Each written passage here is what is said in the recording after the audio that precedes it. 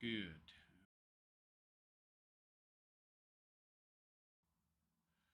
And we're live, I think. All right. Hooah! All right, let's take a look real quick, see how everything is looking, I think. All right. Sound is good? All right, I think we're good to go. So hello all and welcome. It is I, the Realist, and this is the Realist Philosopher Show. So how y'all doing today? Hope you're all doing good, fine, and well. I'm doing okay. I'm doing all right. Oh, good lord. Somebody's spamming the chat. Caspian Paddock. Oh my god, Dude, who are you? Why are you spamming my chat? What is this? I got a crazy amount of messages in here from somebody. This is what I'm talking about. Even with a 10-second slow mode, which isn't much, admittedly, somebody is spamming the hell out of the chat. What is this about? I'll read some of these messages, but it looks like mostly spam. Good lord, what the hell, man? Looks like we got a couple trolls in here who are trying to take over the chat. Somebody complaining about my countdown timer. I mean, what the hell?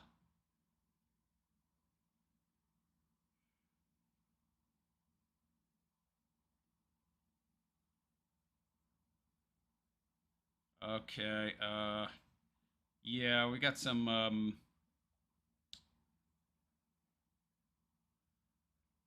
trolls. That person needs a timeout. Let's see if the other person is just a troll as well.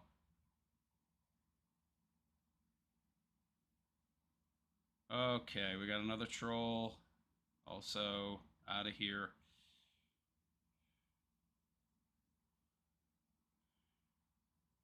Looks like every single message is just trolls. Crowbar to the skull. Let's roast some lolcows. Indeed. Bookworm Addicts. Evening, Bookworm Addict. How you doing? So I am inept when it comes to using YouTube. I admit this. I forgot to set this stream to dual streaming. So there's a setting in YouTube that allows you to use YouTube itself. I'm not talking about you, Crowbar. Did I say Crowbar? You weren't spamming the chat, man. But anyway, there's a feature called dual streaming that allows you to send a single stream to YouTube, and then it splits it and sends one stream in regular mode and the other in vertical, which is for people who have cell phones and such. And that way I can stream to people who are both watching on their cell phone as well as on their PC. So, but I forgot to do that. I've never done it before. It's not part of my regular setup, so I guess, can blame habit. I was looking forward to see what would happen, considering the last time I did a stream on Saturday as a test. It was a vertical only, and it did really well. So, it's my bad. So there's there's the shorts feed and the mobile user feed, and then there's the regular aspect ratio feed. I think it's 16 by 9, and I believe the vertical is 9 by 16. Anyway, my bad for forgetting that. Yeah, not everything's about you, Crowbar. Okay. You big giant narcissist, you. Don't make it all about you, man. Anyway, who were those people? Caspian Paddock and this other person, Freedom. I mean, oh jeez, you always get some kind of troll. Probably both sticks. They're probably both sticks, six and hammer or something. What are you gonna do? What are you gonna do? Anyway, is anybody new out there? Hello. Anyhow, let me know if the chat is the sound is good. Let me know how my voice sounds. Nobody's responding to me. That's not good. I hate it when there's no chat at the start of the show. Then I have nothing to really talk about, and I have to jump right into the stories I have to cover. I mean, which is fine. I mean, then I have something to talk about, but I like to have 5-10 minutes of chit chat first. But it doesn't look like that's going to happen. So, yeah. What are you going to do? Oh, geez, I got plenty of light. Maybe too much light. Good Lord. Is that too bright? Yeah, I might have too much light here. Good Lord. I might have to turn off one of these lights. Yeah, let me see. Okay, that's pure white, though, so...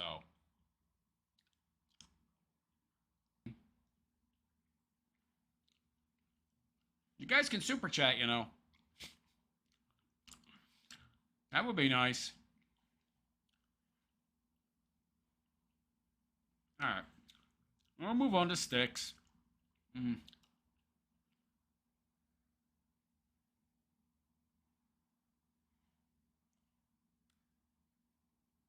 Yeah, I only saw that one video. I need to see more.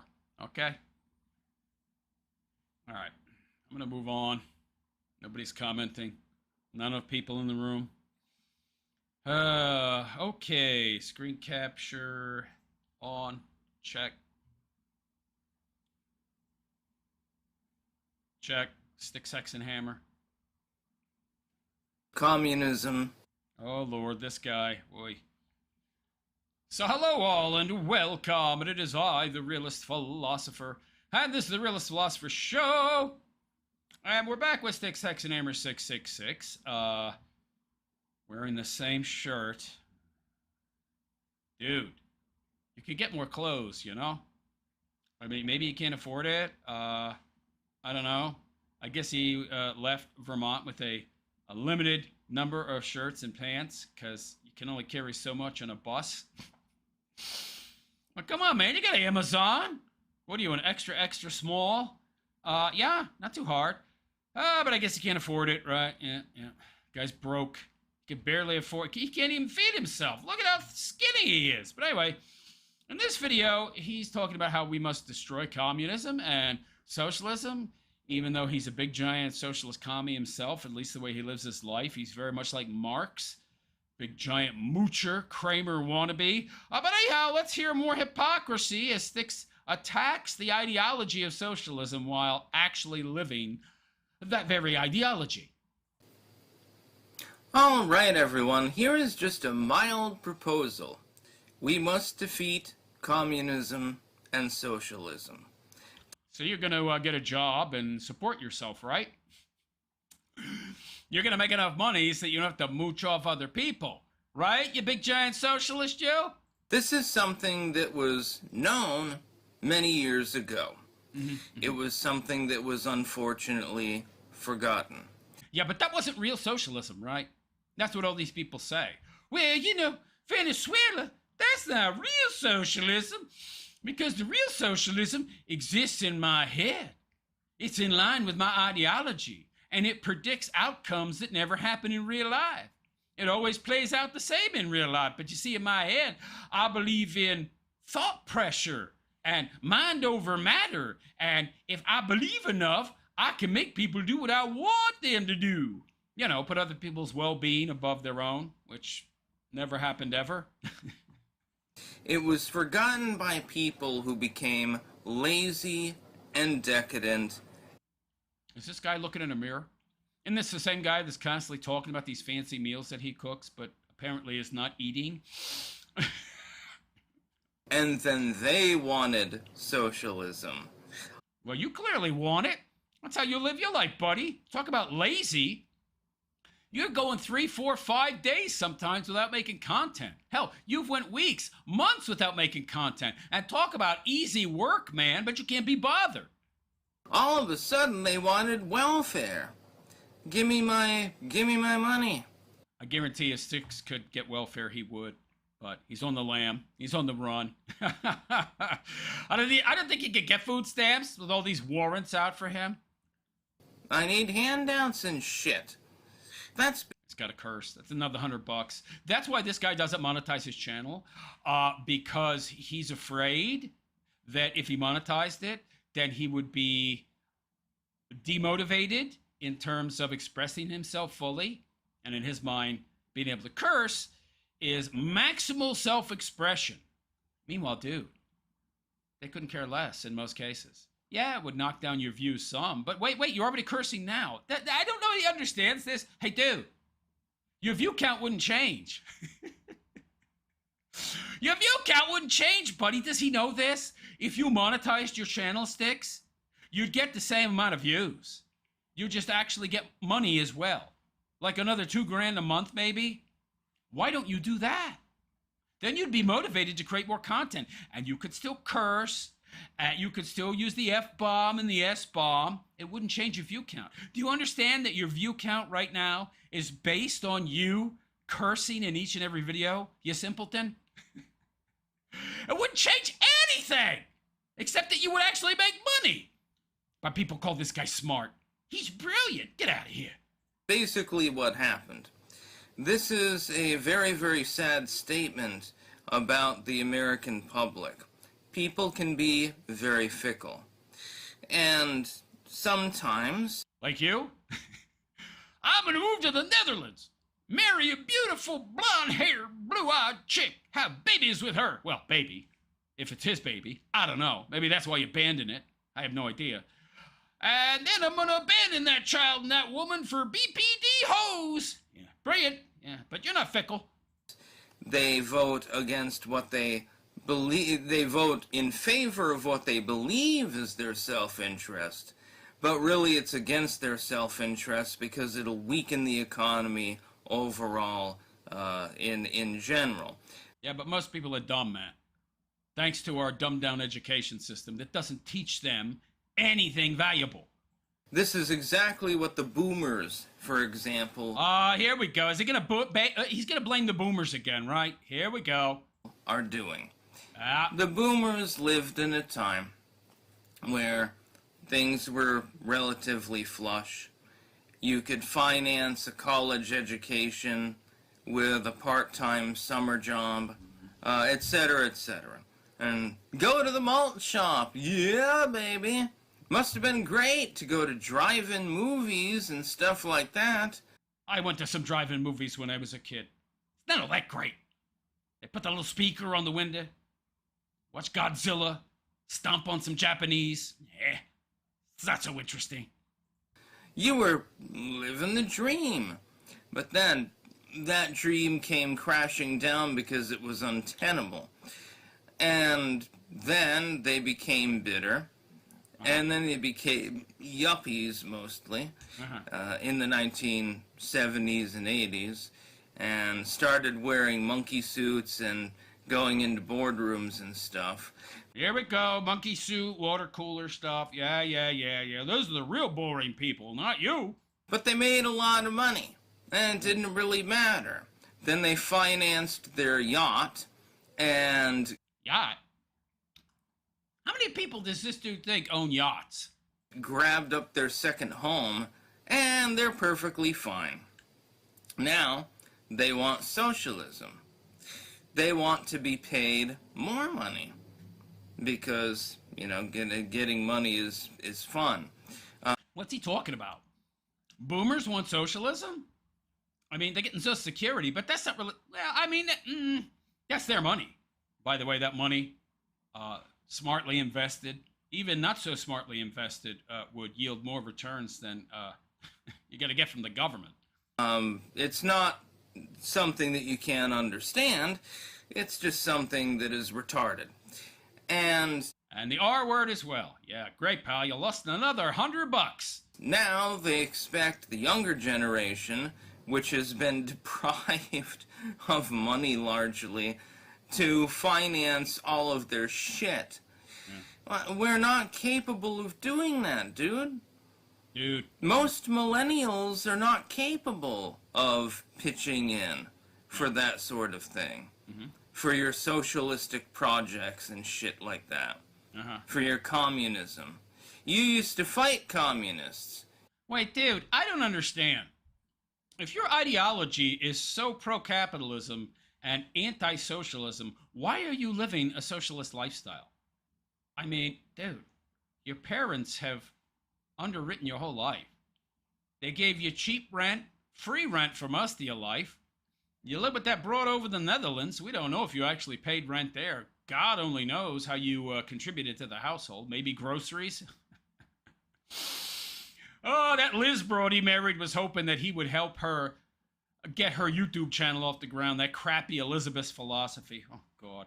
What a dopey broad. Dopey broad. You used to shoot them in some cases. Now, you've become one. Uh-huh. Congrats. Yeah, you've become one. I talk about the hypocrisy. Dude, you're a big giant moocher. Socialists are just big giant moochers like you.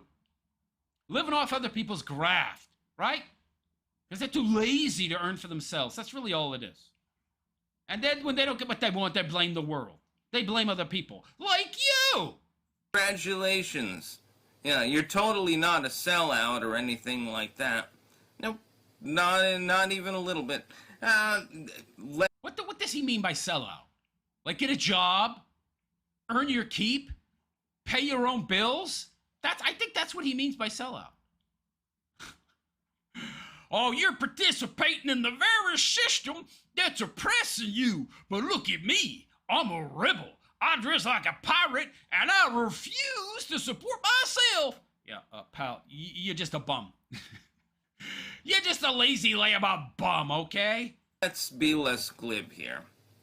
The older generation lived... You mean me? ...lived in a time where there was plenty. Everything was plentiful, generally speaking. Uh-huh. Now we live in a time of decay. We are capable of rebuilding our society. I don't believe... I can't... What the hell is he laughing at? Are we capable? I mean, less and less people are going into vocational jobs. Less and less people are learning trades. Less and less people are going into jobs that require actual graft and hard work and physical labor, even though many of those jobs pay really, really well. But because mommy and daddy were helicopter parents who wanted to make their lives easier, they never learned how to graft. They never learned how to work hard, and they want easy lives. I got news for you. Life ain't easy, yo. We're spinning around at God knows what speed around a star on a planet that's spinning on its axis 700 miles an hour. It could all end in calamity in a second, man. Some kind of friggin' astral body could knock us off our axis, out of our orbit, and we're all dead. The universe is massively chaotic, destructive. Oh, man, this guy. This is hysterical to say. And yet, you want to have an easy life. Give me a break. Life ain't easy. I can't believe that we're not capable of doing that. Look at... Dude, you're not capable of rebuilding your own life. I find this fascinating.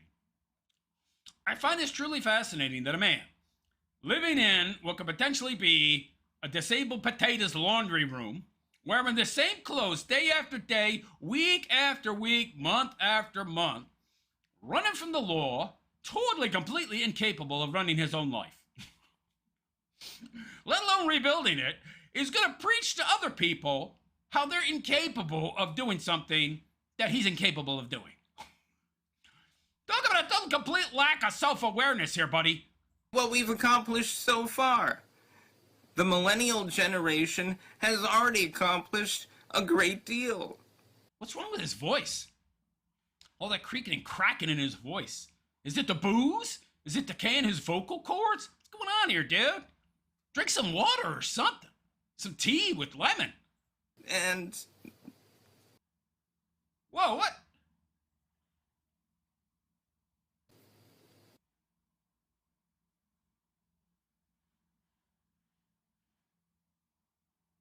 Well, that ended abruptly.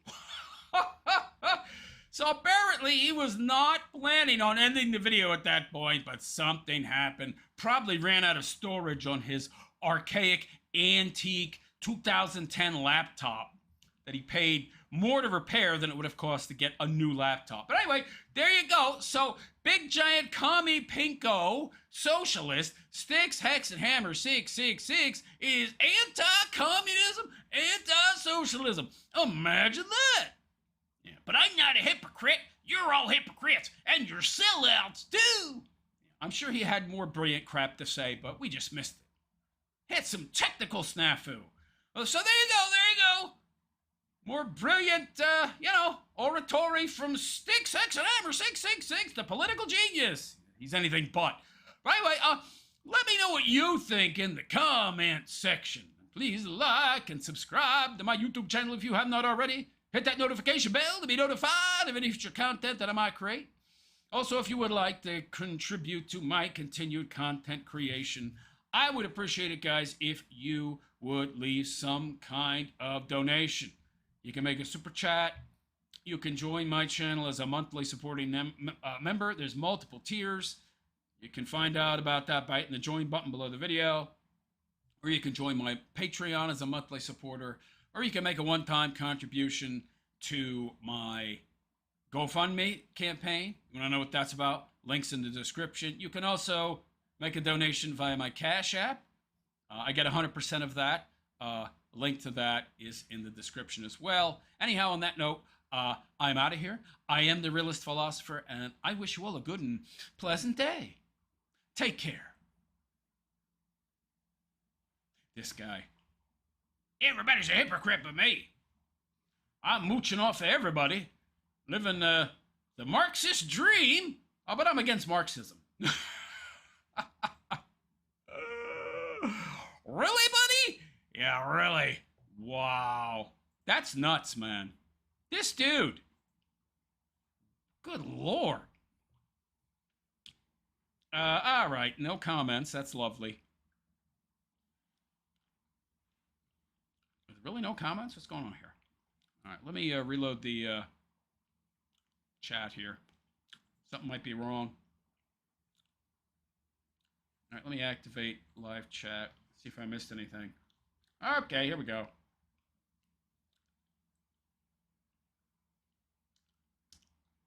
Kalashnikov, Social Security has nothing to do with saving or investing. Current taxes go to current beneficiaries, effectively a welfare program. Shane Cashman, I took a nap. I'm up now. Okay. Well, Social Security is just theft, right? It's just theft. They spend that money, you know. They don't take your Social Security and then put it in a bank account and let it accrue interest or something like that. No, they spend it. It's a big, pyramid scheme, baby. That's total BS. Yeah. If you let Americans keep that money and they invested it however they like, they'd get better returns. I mean, they would have a lot more money at retirement than if, they had Social Security. But again, the Social Security program was just started to buy old people votes, right? Back when Social Security was actually started, people lived to be, 65 on average? So politicians use that to buy old people votes. But now that people are living to be like 80, 85, it's a real problem. Yeah, but anyway. Wow, this sucks. I wish I had remembered to activate dual streaming. Shh. Nobody here.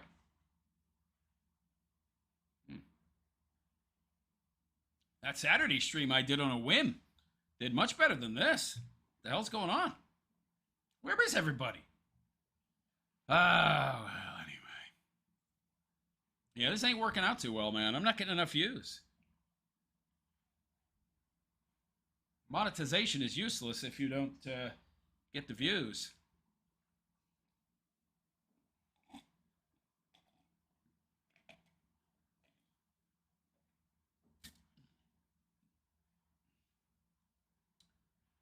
All right, what do we got here? Oh, the Amazing Atheist guy? I don't know. We better do a Jer. Better move to Jer next. Yeah. And then we'll get to that Amazing Atheist dude. Oh, God. What an obnoxious C he is. You know, the C dot dot T. Yeah, word. All right, let me open up these tabs real quick. We'll do our quartering segment. That's always interesting. Yeah, Jer. I don't know that I would call Jeremy Hambley interesting, but Impact.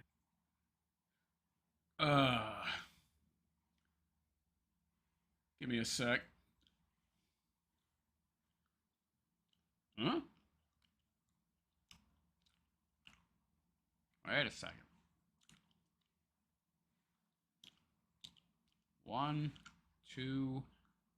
Okay, we got one more. All right, there we go.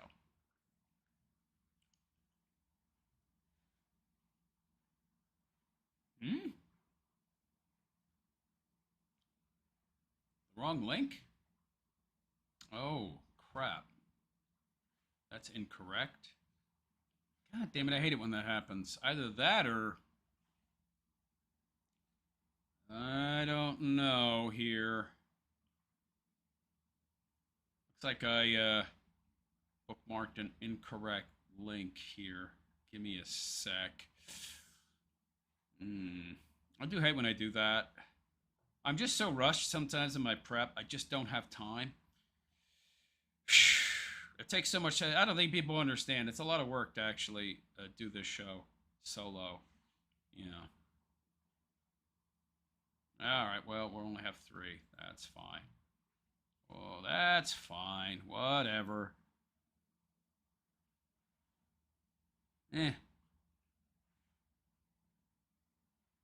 That's okay. All right. Just 3's enough, I guess. Any other comments? I saw Rainbow today. Good for you. Sent gold coin for 10 joules. So thank you, Shane. Very much appreciated.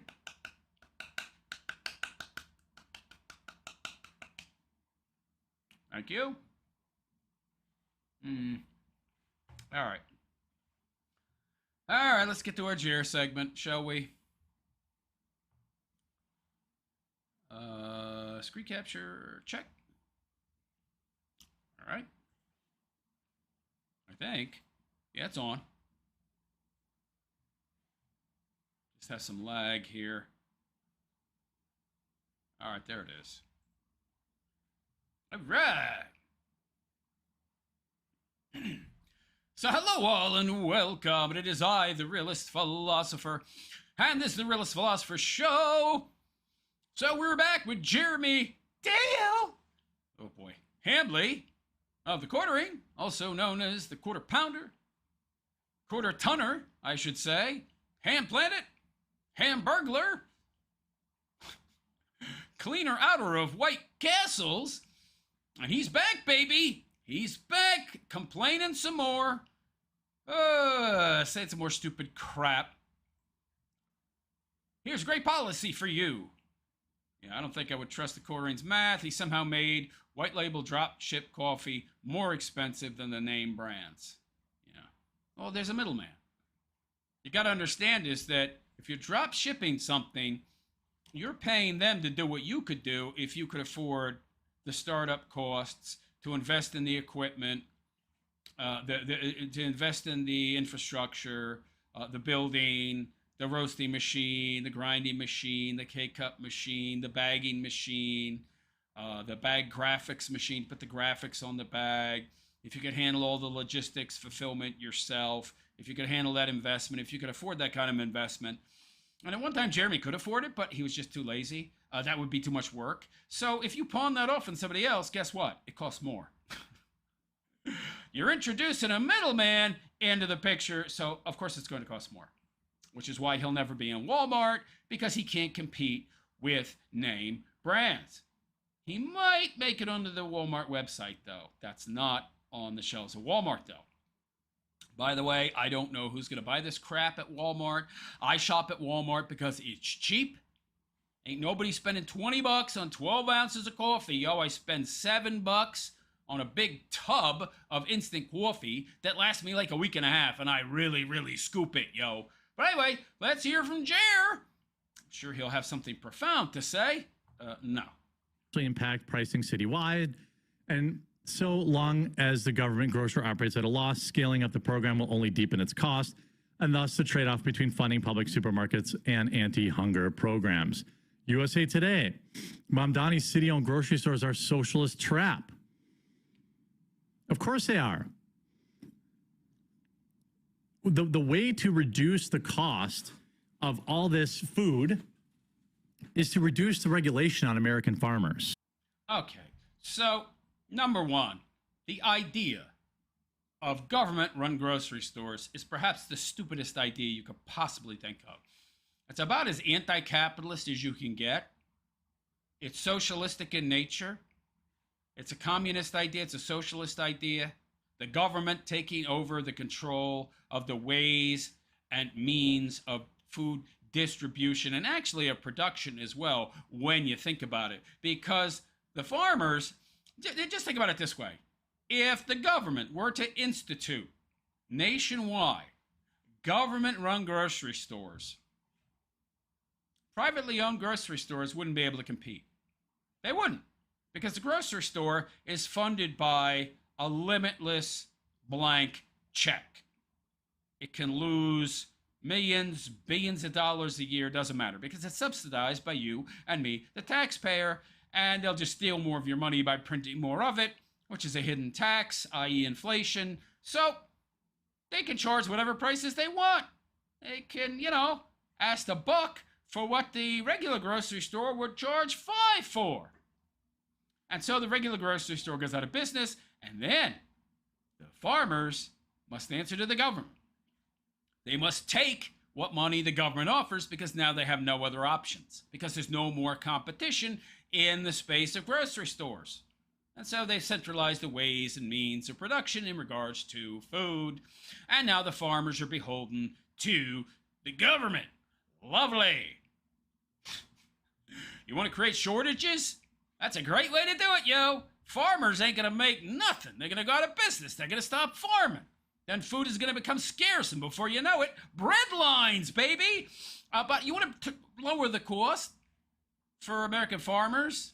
Actually, one of the easiest and most direct ways to do it, besides deregulating, which isn't going to happen, the government doesn't grow smaller, it just grows bigger. And if you think Trump is going to deregulate farmers, think again. He's too busy fighting wars that we don't need to be involved in.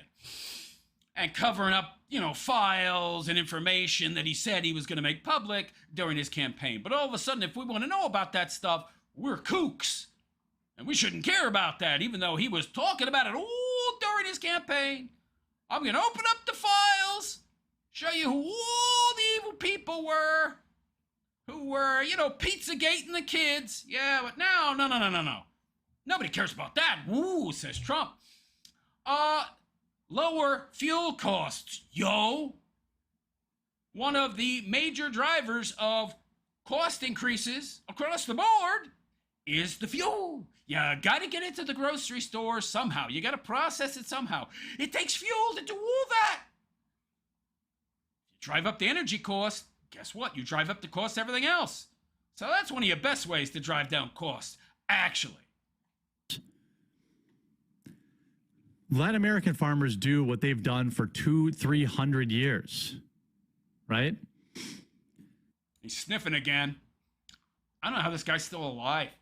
Sniffing Addy, if you ask me. Popping Zins constantly. They're like 9 milligrams of nicotine each. This dude is probably doing 150 milligrams of nicotine a day. I'm surprised his head hasn't blown up. They know how to do this better than anyone else. If you really wanted to have an impact on food prices, why wouldn't you just do this? Here's a great policy for you. Oh, geez. Hey, Costco and Walmart and Aldi, we'll get... What do you mean pay?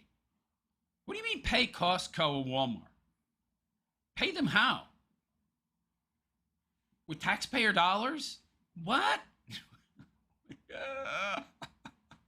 Give you a 10% tax break as long as you can show that you're passing 8% of it through to the customers. Wait. What do you mean give them a 10% tax break? On what? What are you talking about? I have no idea. I don't know what tax break he's talking about, man. What is he talking about? What do you mean a 10% tax? On what? Dude, what? Costco wins 2%. The customers win 8%. Why not do Lower their taxes 10%. I mean, which taxes are we talking about? He's not even telling us which taxes he's referring to. That's not paying them, by the way, man. What? I don't even know what he's talking about. What the hell are you talking about, pal? Name the tax that you want to give them a break on, okay? By the way, that's not going to happen. In progressive America, that ain't happening. If anything, they want the taxes to go up. The rank and file of people tax the rich. We live in a progressive tax rate culture society. The majority of the West is a progressive tax structure. What are you talking about? It's not going to happen, pal. that?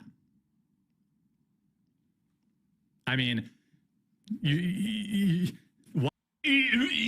how about you give people a 10% tax break? Oh, no. That's not going to happen. Can't do that. Why not bolster the existing infrastructure that already exists there? What do you mean bolster the existing infrastructure? By giving them a tax break? I mean, it'll increase their profits. I don't know why you think that would do anything but that. Why do you think they would lower their prices, by the way? You mean it would be a requirement? But you can't do that. It's a private business. I mean, we already do have a certain amount of socialism in our governmental structure, i.e., price fixing and such, because we get these stupid laws about price gouging. Oh, you're charging too much. Ooh, we have to limit you. That kind of stuff shouldn't exist at all. You should be able to charge whatever price you want. It's not the government's business. It's a private business. Unfortunately, that's not the kind of place we're living right now. But, dude, what do you mean? You can't tell Walmart, well, you got to lower your prices X amount of percent, and then we'll give you this tax break. You can't do that. What? I don't know what this guy's talking about, man. This is nothing more than a PR stunt. Oh, you mean the commie grocery stores in New York? Yeah, that's... all that's going to do is shut down, if implemented, it's going to shut down grocery stores that are privately owned. That's it. It'll be a massive failure. Massive failure. Moving on. Look at the calendar. What's the date? The Quartering's entire analysis of his viewer slump is people are checked out. So apparently Jeremy Hamley's channel has seen a massive downturn in views. And of course, that has nothing to do with the recent controversy, his false flagging, none of that. His stealing of shorts. No. It's just summer, guys. Views are down in summer. Didn't you know that? Yeah, it's summer. It's post-election. They're trying to spin the seasonality. Jer clearly has not read the article. Jer attributes his short-stealing strategy to Benny Johnson. Oh, boy. Yeah, by the way, didn't he recently... Oh, by the way, Quartering had a bunch of flags to his channel, copyright strikes, and he removed all his shorts, and then he re-uploaded them. Well, he privated them, and then he unprivated them. Like, I don't know, something like over 2,000 of them, with a total of 712 million views. So almost 3/4. So like 3/4 of a billion views, he privated. And then he reintroduced them. It screwed up his algorithm. Now he's getting like no views on his shorts. I wonder how your social blade's looking, Jer. Anyway, let's hear some excuses and some cope and seethe from this guy. Look at the calendar. What is the date? August. Yeah. What was the date last month? July. Before that, June. Wow, he's real good at pointing out the obvious. Just like Styx Hexenhammer. You sure these guys ain't related? Most of us refer to this as summertime. Summertime is when average viewership goes down. If you bake into the fact... Is it? I mean, maybe, depending on where you live. It's not where I live. It's like 120 degrees here, man. I mean, people are indoors more. I guess that's not representative of the whole country, but I don't know. if you bake in the fact that Trump won the election and people that were like really dialed into political content, they've checked out now. Have they? Or have they just checked out from your channel? You know, my channel is suffering. You know, almost everybody's channel is not doing as good as it used to. Didn't he do this with the geeks and gamers, the whole FNT crowd, you know, and totally completely poison his relationship with those people? Dude, by saying that, oh, they're suffering drop-offs in views as well. Meanwhile, they weren't. They're doing better than ever. It's just you, Jer. This is just cope. This is just cope, buddy. Yeah, sniff again, Addy nose. Dude, sniffing Adderall, if you ask me. The reality that you can't make any kind of narrative out of this. So they have YouTube views trending down since April, Rumble views trending down, then spiking, then trending down, podcast listens trending down, X views trending way down. Then you have YouTube views by creator. I wouldn't really say this is trending down at all. Like, it's just not. And more importantly, none of these people are even MAGA. And more importantly than that, I'll show you the Well, you're not MAGA either. And you're certainly not a conservative. real data, and it's just not true. They're trying to spin seasonality. Oh, here, he wrote an article for the New York Garbage Times. The MAGA media machine is fracturing. Now, fracturing is probably a better term for it. Candace was never a part of the MAGA media machine. Tucker certainly was. Megyn Kelly, I don't know. Well, he's still coping and seething about Candace. He's just angry because she's better at grifting than he is. I don't know. Maybe, kind of. 1 foot in, 1 foot out. Benny, obviously, sure. Isn't Benny Johnson a gay man? Allegedly. In my opinion, that's what I've heard anyway. He's closeted, though, from what I've heard. So total views for 12 right-wing influencers. You see it going down. But look at the time frame. You mean the gate-kept, astroturfed, installed, fake, tradcon, conservative social media influencers? Yeah, because people are waking up to the fact that they're frauds, kind of like you. It peaked during the election, right? Yeah, this is all cherry-picked to support your narrative, right? It's all cope. Then we have this thing called Christmas. Then we have this thing called January. Dude, don't condescend to me. Who are you talking to anyway? Somebody must have said to him, hey, buddy. Somebody in chat probably said, Jer, your channel's failing. And he felt the need to prove him wrong. Yeah. Which historically is the lowest views anywhere of You see, it's not my channel that's failing. Everybody's failing. Oh. any month of the year. That's why most people who create content take vacations in January. This is just literal fake news. You don't take vacations. What are you talking about? Who's taking vacations? Then it peaked here again. So back up to 100 million. I'm not sure what this was. February, March, April, maybe the Doge time. How do you explain that? Yeah, pal. How do you explain it? Yeah. Maybe the war. I can't be totally sure what that spike was, but it was also the same spike on X, same Oh, but dude, you act like you're so clued in and have all the answers. How do you not know? spike on Rumble, same spike on total podcast listens. This is all just cherry-picked. This is called confirmation bias. He's seeking out information and data that supports his bias. That's it. I do give them credit for including Rumble because a lot of hardcore conservatives all moved to Rumble because, you know, You're not one of them. it's the best platform for conservative content. By No, it's not. It's heavily shadow banned, okay? It's controlled up, just like YouTube. What are you talking about? the way, if you didn't know this, I stream live there every weekday, Monday through Friday. Yeah, that's because you can't as easily bot the hell out of YouTube as you can on Rumble. Rumble seems to be auto-botted for its big names and people that have deals with Rumble. Yeah, meanwhile, YouTube, not so much, buddy. You're going to pay to do that on Rumble. On YouTube, excuse me. Yeah. 2 p.m. Eastern, Monday through Thursday, and 1 p.m. Eastern on That's just my opinion, mind you. Fridays. So if you want to see the live show, we have guests and we do all sorts of stuff like that.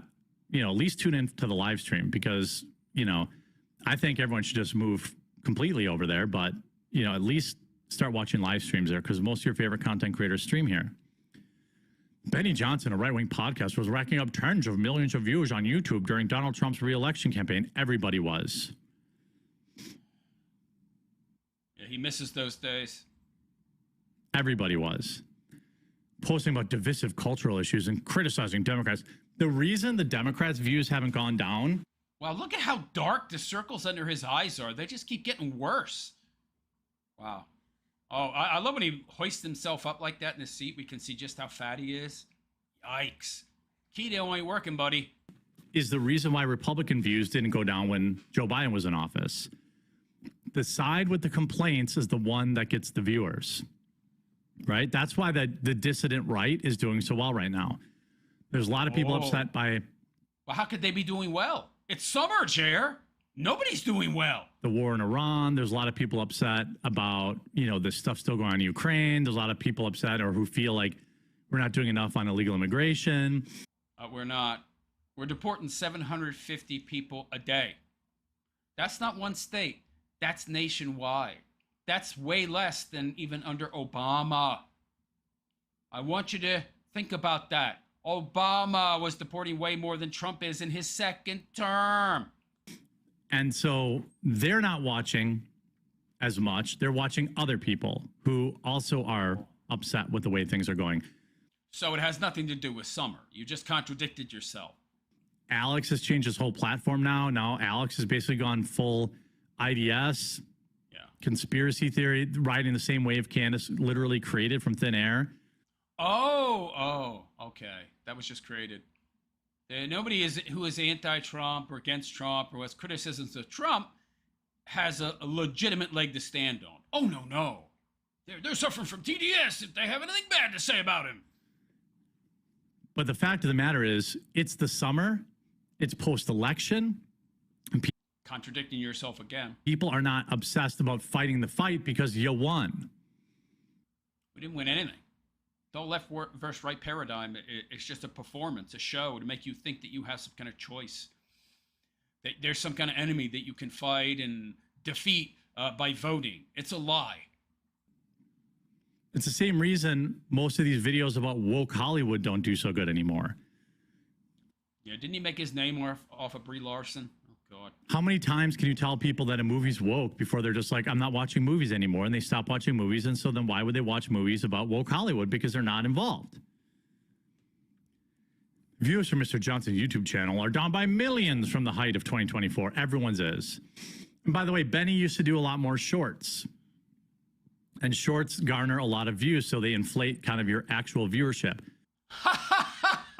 You would know, buddy. You would know. You privated all of your shorts. And your channel lost 750 million views.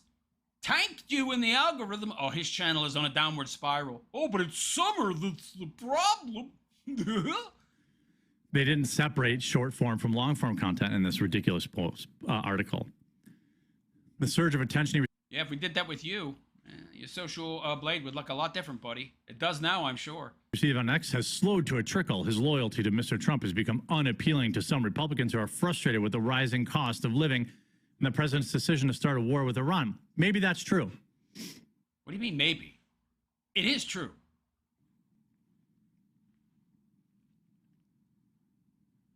Maybe that's true. He's just picked some article, garbage article, dude, that he thinks supports his position. Meanwhile, it's just a handful of cherry-picked creators who are all astroturfed, who are all gatekeepers, who are all controlled op shills. I mean, come on, man. People are starting to figure this crap out, okay? Oh, this spike was the Charlie Kirk assassination. I didn't see 2025. So this is a Charlie Kirk. So clearly everyone's still dialed in, right? When there's news that affects conservatives, they tuned in. But it's the summer now. April, May, June, July. Oh, by the way. How do you explain these dips where it's not summer then? Benny Johnson is creeping back up. He can't be. It's summer, right, Chair? While Megyn Kelly continues to crater. Tucker Carlson. It's just getting hotter, you dummy. How are they creeping up if it's still summer? Shouldn't it still be going down? Continues to crater. Charlie Kirk, obviously, he's not alive anymore. So, you know, Durr. I wish we could see the other creators that they actually, here's who they looked at. Benny Johnson, Dan Bongino. Well, Dan Bongino's viewership was affected by, there was a portion of his audience that. Don Bongino, that fraud, went into office, totally changed, total complete sellout, fake, fraud, phony. Well, these are the people I'm using to support my summer drop-in view theory. Was upset with him, the way that things went with him at the FBI. That has nothing to do with Trump. What are you talking about? He was putting that... Oh, okay, whatever. Steven Crowder, he takes vacation in the summertime. That's why his views are down. Matt Walsh. So it's not summer. So it's not because of the summer... He took a vacation. So your whole theory is bunk and coke. Candace Owen, Steve Bannon, Nick, Ben Shapiro, Tim Pool, and Charlie Kirk, whose accounts were taken over by other staff during Turning Point USA. Always talking about the Charlie Kirk one, the company he founded. This is bunk. This is all bunk. The article is disproving his nonsensical narrative by the end. He's so stupid. He does this every year, by the way. My views are down because it's summer. Please donate money to support me. Yeah. Okay, buddy. Oh, this guy. All right. End the stupid wars. Agreed? So now the quartering is anti-war after having a bloodlust for civilians getting bombed. Wasn't he online talking about how we need to glass Iran? I mean, yay, we shouldn't be there, but since we are and we're committed, we ought to just glass them. Yeah, let's just off 80, 90 million people. We gotta use those nukes for something. Gotta drop an H-bomb eventually. Oh, but now he's anti-war. Oh, I see. Do tell, Jer. Do tell. And this woman cannot win. But there's a real argument for why people might be feeling this way. Matt Walsh writes, grocery prices are insane and they're still rising. That's true. I thought that was just over-regulation of farmers, Jer. I thought that's all that was. Didn't mention the war with Iran and how it's drastically increased gas prices, including diesel, which is crazy expensive now. Addressing this problem should be the number one priority of every elected leader, and the stupid foreign wars, agreed. What do you mean? You were just saying glass Iran, you idiot. What are you talking about? You all got to remember that, right, when he said that? I talked about it on my channel. Focus on this issue. It's one of the main reasons socialists are gaining power. He's right. So this is so that people will be more inclined to vote for a far left politician in future elections, right? Sour them on conservatives, sour them on Republicans, sour them on MAGA, sour them on Trump, and so that your moderates move more left, your independents move more left. You're going to, of course, have a base of very hardcore, staunch, right-wing conservatives that'll never go left no matter what. But the people who are more in the middle and independent will be more likely to go left, and hence more likely to vote for a left-wing politician after this debacle that has been Trump's second term. He's right. They're running on and look, I don't know how often you all grocery shop. Most people, it's once a week or once every other week. Once a week. But when you do that, it's a weekly or bi-weekly reminder of how expensive things are. Now, there may be certain... Yeah, they're getting real expensive. It's getting real crazy. I don't know about you guys, but the prices are getting insane, out of control. I'm still paying I think I paid $4.45 per gallon for my gas. I mean, I've seen it some places as cheap as $3.99, but only like one or two. But the majority of gas, I think that's like 10% ethanol. Ethanol in the gas, corn essentially. So these gas prices are getting nuts. But of course, Jared didn't talk about that when he was talking about how you want to, lower food prices. You got to deregulate. Yeah, okay, idiot. Yeah, no kidding. But that's not going to happen. Let's glass Iran, though. Oh, but now he's singing a different tune. This guy has been pro-war for quite some time now. It's like I've always said about Jeremy Hamley, he is just a bandwagoneer. He just goes where the wind blows. He follows the crowd. Whatever he perceives as the most popular, accepted narrative, that's where he goes. And now that enough people have soured on endless wars, now he's skewing back toward being anti-war when he's been pro-war for quite some time. Now, this guy's a goofball. He has no identity of his own. He just adopts whatever opinion he feels is most popular at any given moment. But anyway, there you go. The latest takes from Jeremy Hamley. Of course, they're stupid. Of course, they're horrible because he understands nothing about American politics. He's not a conservative. He's not a Christian. In my opinion, he's just a degenerate.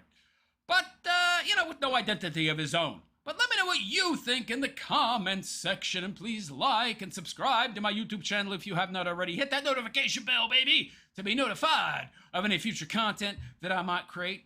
And if you like my content, the base RP way, I tell it like it is, well, you can support my channel with a super chat, or by joining my Patreon, or by making a one-time donation to my GoFundMe. You'll find those links in the description. You can also make a donation via my Cash App, a link. I get 100% of that. That link is also in the description. And you can join my channel as well by hitting that join button and becoming a monthly supporting member. There's a number of different tiers to choose from. Anyhow, on that note, I'm out of here. I am the Realist Philosopher, and I wish you all a good and pleasant day. And take care. Yeah, I remember when this guy was saying glass Iran. Glass them! Nuke them! 80 million casualties? It's good. That's okay with me. When that was the prevailing kind of mindset. Of course he was saying stuff like that, right? Yeah. This guy's so out of touch. Meanwhile, it wasn't prevailing, but he was trying to pander to a crowd that was mostly pro-war at that time. He's just so shameless. He has no thoughts of his own. He has no beliefs. Just whatever he thinks will get him the most views, the most clicks. That's all. I can't stand this guy. I hate him.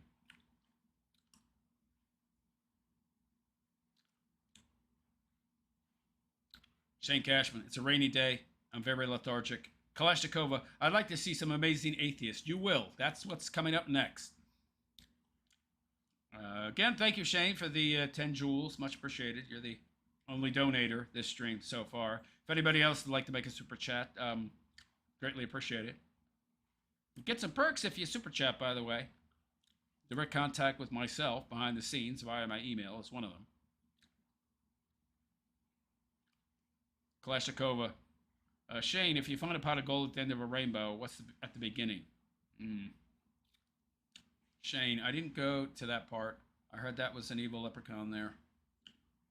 Kalashnikova. Wow, Jeremy's saying the government should reduce agricultural regulations in the middle of a major parasite outbreak. Food recalls an interesting take. Shane Cashman. Poo-poo irrigation. Shane Cashman. Candace Owens is crazy. I don't know. I mean, she's a grifter, yeah. Shane Cashman. Sounds like Jeremy needs to rebrand. He needs to do burger reviews.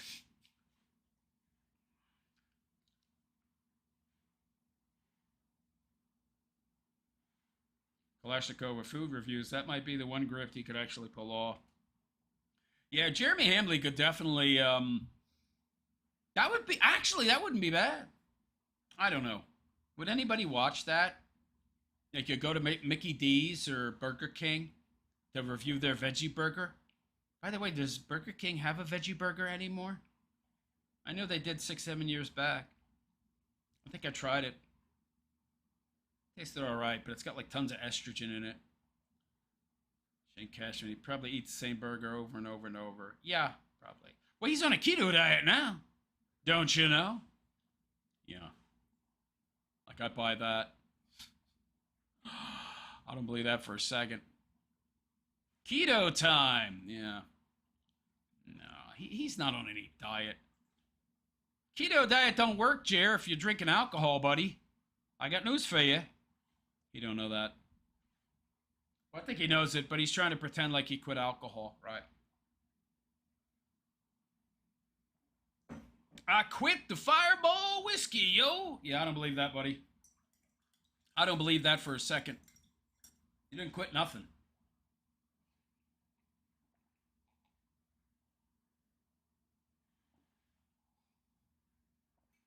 I don't know.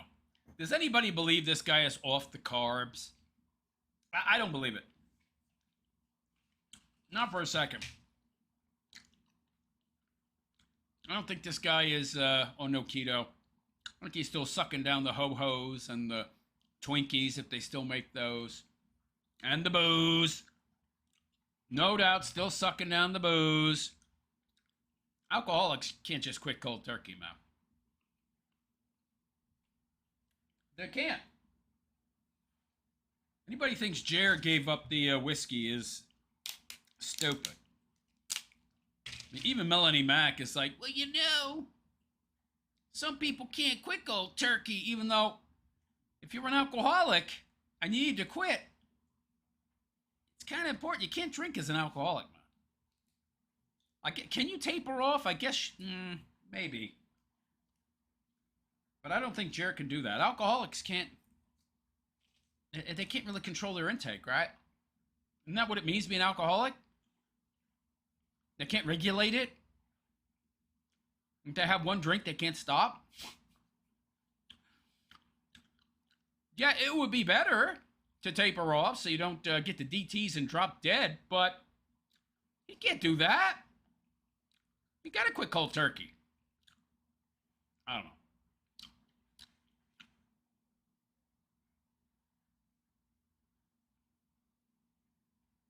My grandfather was an alcoholic. I think he was in AA for like 25 years or something. I think he went on the got on the wagon when I was born, when I was a kid. Like right when I was born, he quit. And there's Alcoholics Anonymous, and then there's Alcoholics Anonymous for like there's Al-Anon and there's AA. I think Al-Anon is for like the relatives of alcoholics.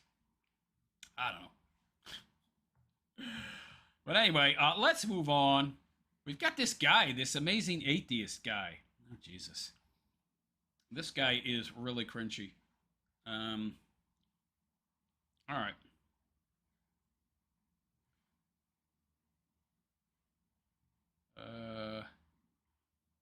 Nima Problem is in the room. Hey, how you doing? Keto, that's for epilepsy. Carnivore diet is not for epilepsy. What are you talking about? I mean, I'm on the carnivore diet, man. So I don't know what you're talking about. I'm not epileptic. Shane Cashman, you're talking about the Impossible Whopper? Dude, I don't know. That was like 7 years ago. Shane Cashman, KFC had fried chicken like that. I watched a review on it, and the dude said it was the nastiest thing in the world. My dad denies being an alcoholic. Well, that's generally what alcoholics do. Kalashnikova, I remember eating at KFC once. It was very greasy. Well, it is fried chicken, yo. And there was too much breading. Well, it's fried chicken. It's falling off the chicken. Yeah. That's how it works. Shane Cashman, that's why I want to get the money to buy a franchise. Really? Dude, good luck with that. I don't know, man. All right, let's move on. Got this amazing atheist dude somebody told me about. Massive Lolcow, this guy. All right. YouTuber Jesse. All right. Give me a sec. I gotta get my gum situated.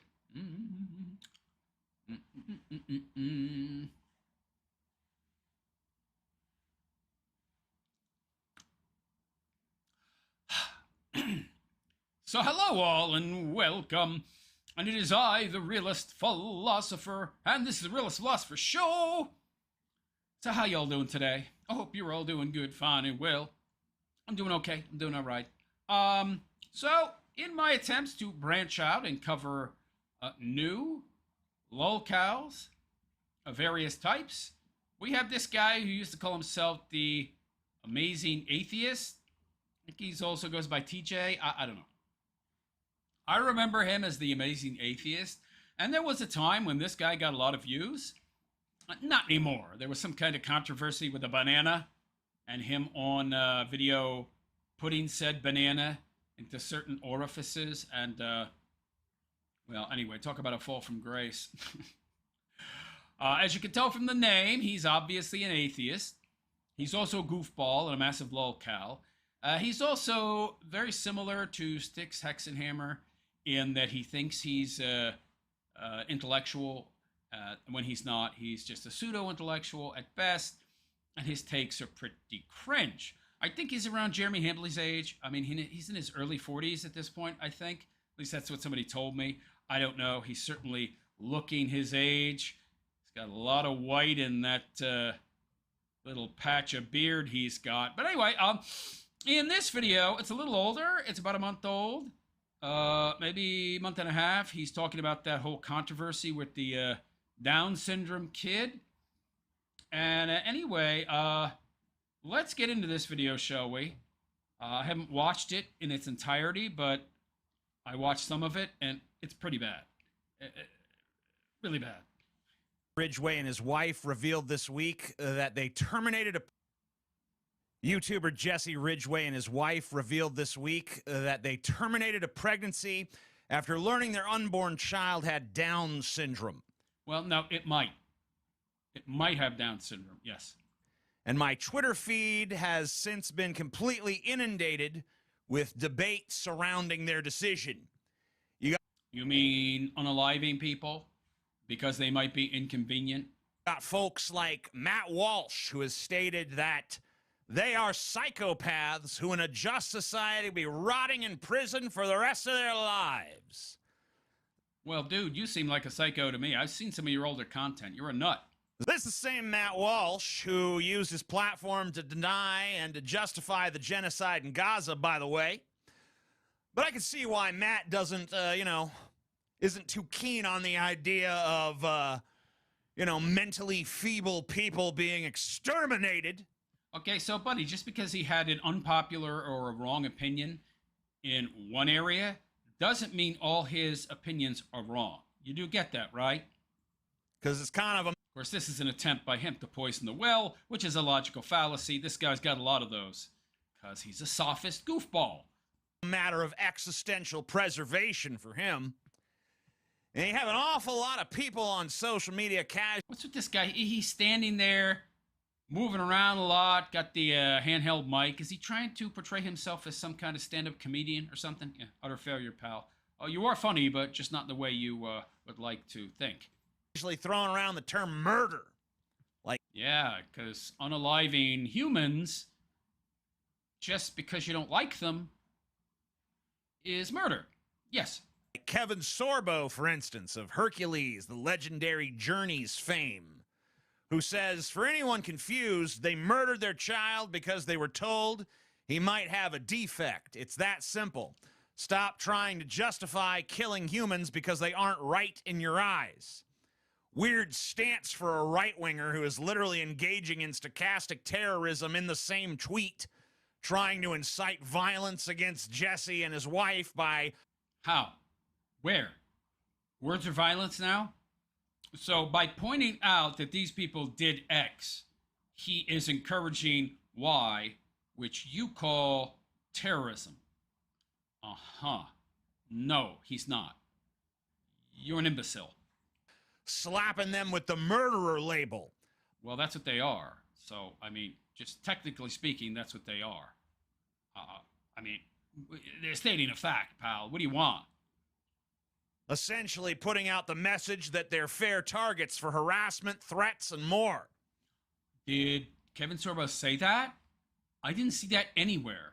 You are saying that because you want to try and essentially undermine this guy's opinion, which is actually a fact. You unalive a human because you don't like him. It is what it is, buddy. And leave it to one of the Tate brothers, the lesser Tate, to make things even more extreme by declaring, So, by the way, this is a very common tactic from the left, which this guy is strongly on. That side is poisoning the well. So you try to undermine somebody by attacking their character or attacking them in some way that has nothing to do with the argument at hand, and thereby you poison the well, essentially, so that nobody will listen to what they have to say. would not let my woman abort a Down syndrome child. Sincerely, the father of an autistic daughter who I love with all my heart. You know, it's not the... Well, so that is a kid with a disability, right? And by your logic, it's okay to unalive that kid if that disability is known about pre-birth. So he does kind of have a leg to stand on, doesn't he? The least bit surprising that this guy is essentially saying he would use violence and kidnapping to control a woman's body. But it is... Did he say that? He said, I would not let. Right. But I did not see... By the way, it's not their body. This is a very popular argument from leftoids, but it's not actually accurate. It's not your body. It's another body in your body, but it's a separate entity, and it's still human. This is what is called a geolocation fallacy. If you are at point A, you are human. If you are at point B, you are not human. It's actually a bit shocking that he claims to love his daughter. I'm surprised. Why would that be shocking? I mean, maybe to somebody like you, who's a very psychopath, you project others to be, but why is that shocking? Surprised that he would admit that any female has value in his worldview. Let's... So again, another attempt to poison the well. I didn't hear him say anything about females not having value. Or what are you talking about? Let's review an important fact. This is all sophistry, by the way. Socrates was a big opponent of people like this goofball. Sophists make emotional arguments. They don't employ logic or reason. They just appeal to emotion. When faced with the knowledge that a fetus has Down syndrome, 90% of parents... He uses that word fetus. It just means baby. He's trying to make some kind of distinction which nullifies the law of identity, but like all leftists, like any sophist, he makes consistent mistakes, consistent logical fallacies. Friend, calling it a fetus doesn't negate that it's a human. Either it's human or it's not. Parents choose abortion, which means that plenty of stated pro-lifers make that decision. We can extrapolate that stat into the knowledge that a huge... Well, no, if you're a pro-lifer, you wouldn't choose that option. Huge swath of those pretending to be outraged by this decision... Oh, they're pretending. Where's your evidence for that? None. ...would make it themselves if they were actually faced with it. Now, to be fair... Oh, so we would unalive a kid, too, if we were faced with that option. No, I would not. At all. That 90% stat is from 1999. More recent studies have found that the number is somewhere between 67% and 85%. But so he's trying to tell you from some kind of, show me the numbers. Where are you getting these numbers, pal? He's trying to say that as much as 87% of the American population, if presented with the knowledge that their preborn child had Down syndrome, they would unalive it. Show me the evidence. Show it to me. Can you? Of course, he doesn't cite these statistics, this evidence, because it's bungola, probably cherry-picked. I'd love to see the control groups. So was this just some kind of poll? Was this just, I'm asking somebody a question on the street? If you do that, of course, you can just go wherever you want. You go to the middle of San Francisco, you might get 87% of the people saying, yeah, I would do that. So we don't know. We don't know the controls for this, what he calls a study, or numbers, or whatever they are. So I'm not going to take what he's saying seriously. At any rate, it's clear that a great deal of pro-lifers, when actually faced with caring for a special needs child that will never be independent... Wait.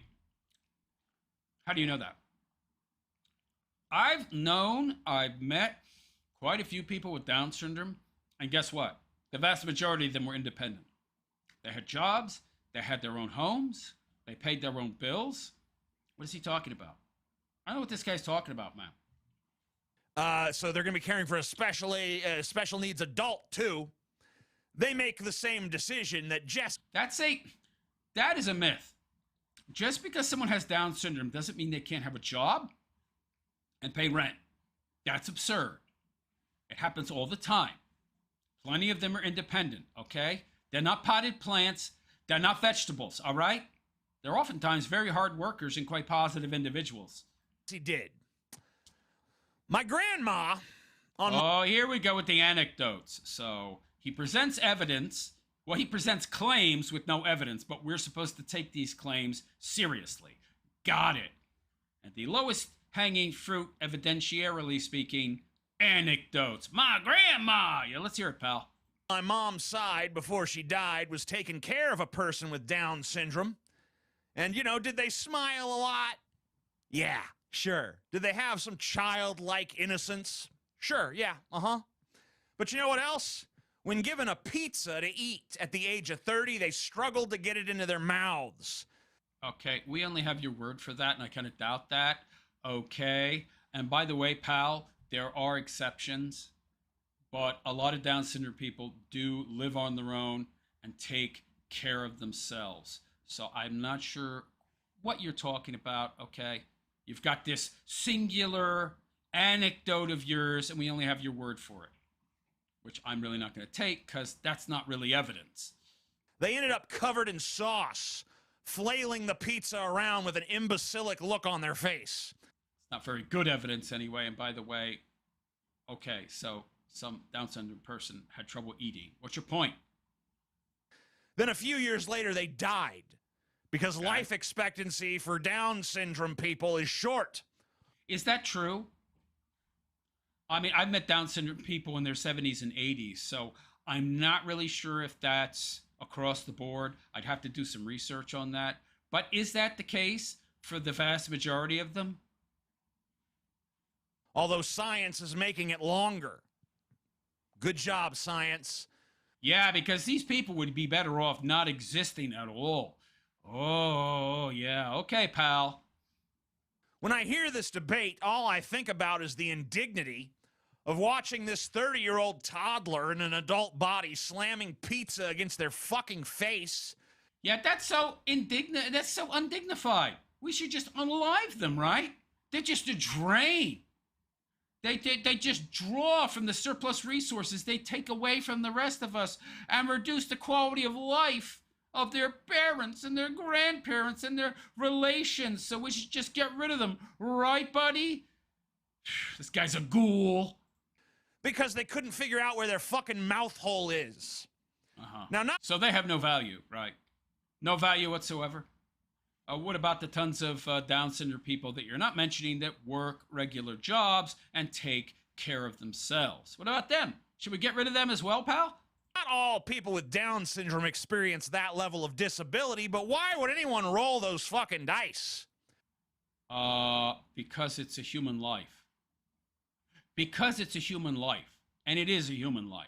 And as much as you try to play on emotion and make these emotional arguments and try to appeal to people's selfishness and their self-involved natures, it's your kid, it's your child, it's your blood, and it's human.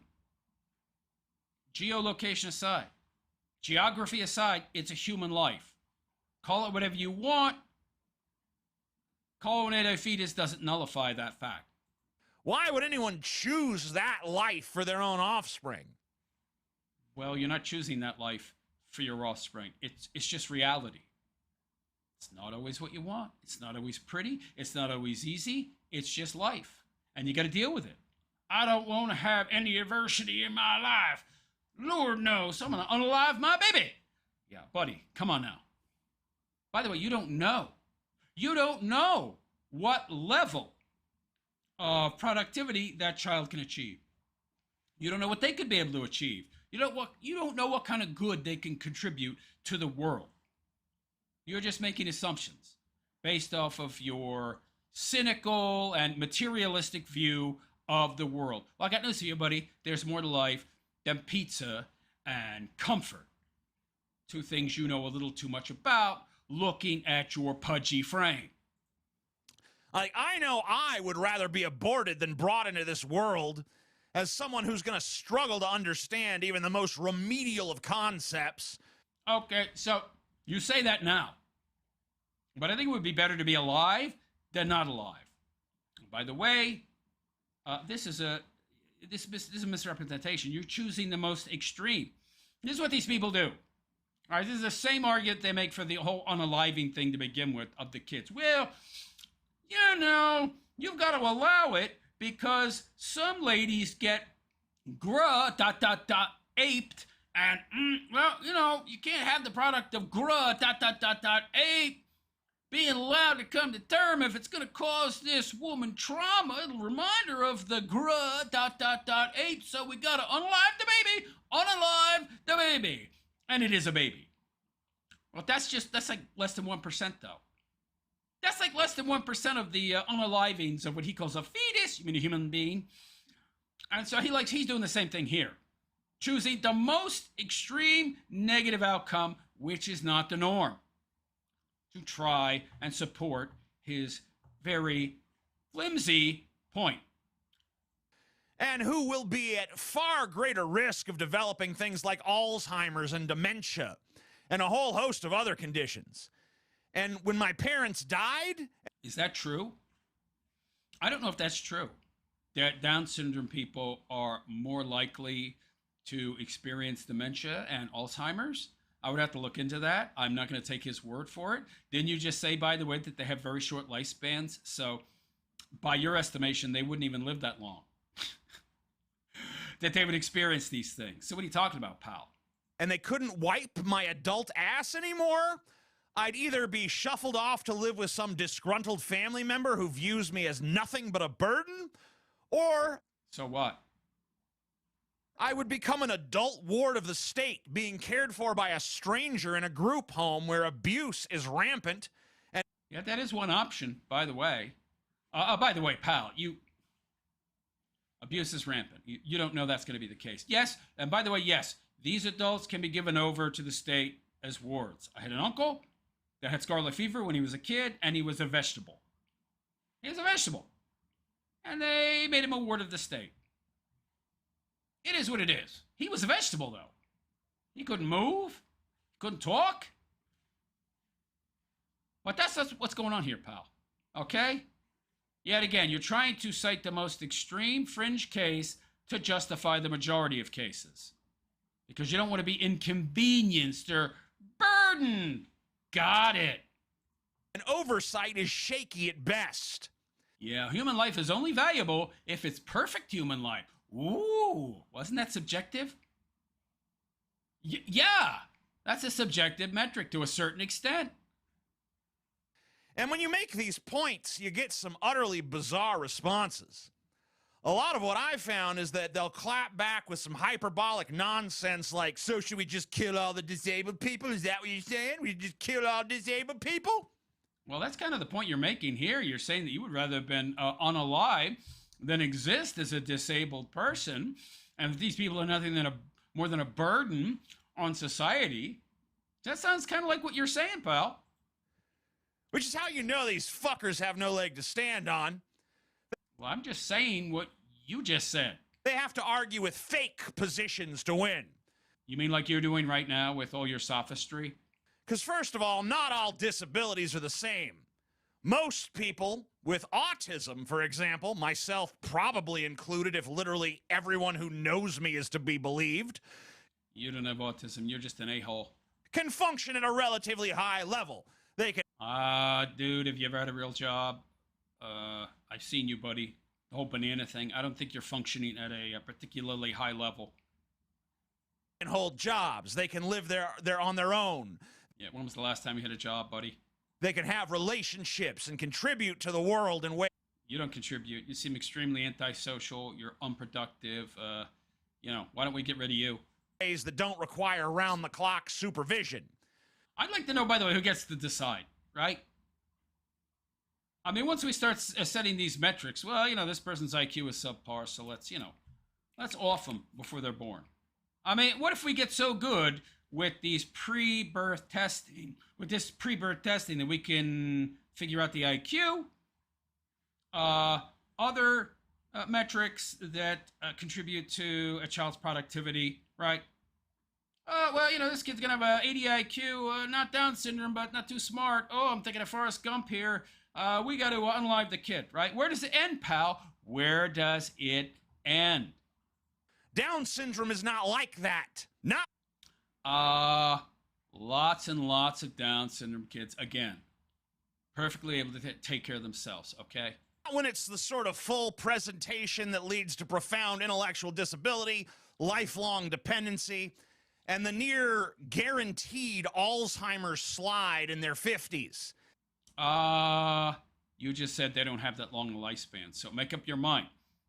They probably won't live till their 50s, or now they're going to get to their 50s and 60s. And do you have evidence for any of this?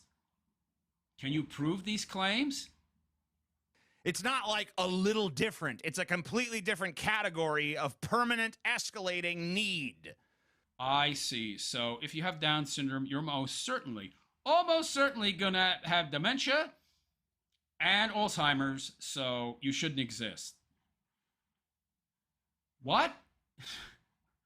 What? Well, it's okay to unalive people who are going to be an escalating burden, you see. That's perfectly okay. Didn't you just say that they left are making hyperbolic claims that people like you are saying exactly what you just said? That these people are too much of a burden, so they shouldn't exist in the first place. Oh, but look, that's hyperbolic. It's not true what they're saying, even though you just said it. Wow, this guy's really, really lacking in self-awareness, yo. That most people simply do not have the resources or constitution or time to handle for decades. Again, that's not the majority of cases, I don't think. Can I see the numbers? I would like to see the numbers. I got to think that this guy who presents himself as such an intellectual, I would think that if the numbers existed, he would be presenting them to us. He would be showing us, hey, I got the evidence here. 75% of people with Down syndrome need mommy and daddy to take care of them until they croak. And then the kid croaks too, because that boy or girl with Down syndrome isn't able to take care of themselves.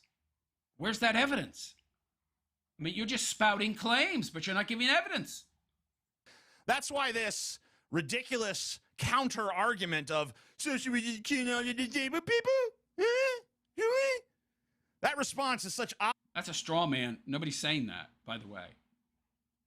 Who's saying that? Nobody. What are you talking about? That's a straw man. Another logical fallacy. Obvious bullshit. It's just a lazy straw man. These clowns like to Actually, you're the one making the straw man right now. throw around when they don't want to actually engage with the topic in a meaningful way. I love how these leftists who make numerous logical fallacies try to then use the logic they don't understand against their opposition. They don't want to talk about the specific realities of Down syndrome. No. Sure, let's talk about it. But let's also break down the realities and what tiers there are to Down syndrome and how many people with Down syndrome actually need constant around-the-clock care, how many are able to take care of themselves, how many are marginally able to take care of themselves, and how many are not able to take care of themselves at all. Let's break that down. Not that it would even matter, buddy, because they're still human beings. So it sounds like you actually are saying that these people really shouldn't exist because they're too much of a drain on society. That's really what you're saying. That's exactly what you're saying. You're saying we should be able to unalive them before they're even born because they're too much of a burden. That's exactly what you're saying. But didn't you just say that that's hyperbolic nonsense? That's a straw man that the right is presenting? Meanwhile, you're admitting that that's exactly what you're saying. Oh, but only for Down syndrome people, not people with other types of disabilities. They're more capable of being productive members of society. Right. No one is saying round up every autistic person or every person in a wheelchair or every Well, now you're conflating categories because autism and Down syndrome are not the same thing. But continue, goofball. person with a learning disability and ending their existence. Most disabilities don't lock you into a lifetime of being unable to feed yourself. I'm pretty sure that Down syndrome doesn't lock you into that either. There's just a certain segment of people with Down syndrome who are that disabled. But I don't think it's the majority. I don't have the numbers, but you're not presenting any numbers either. But you're making these arguments. Manage your own hygiene or understand basic concepts, followed by early onset dementia. Right. Again, with these claims with no evidence. So I don't have to take any of your claims seriously if you can't present evidence, okay?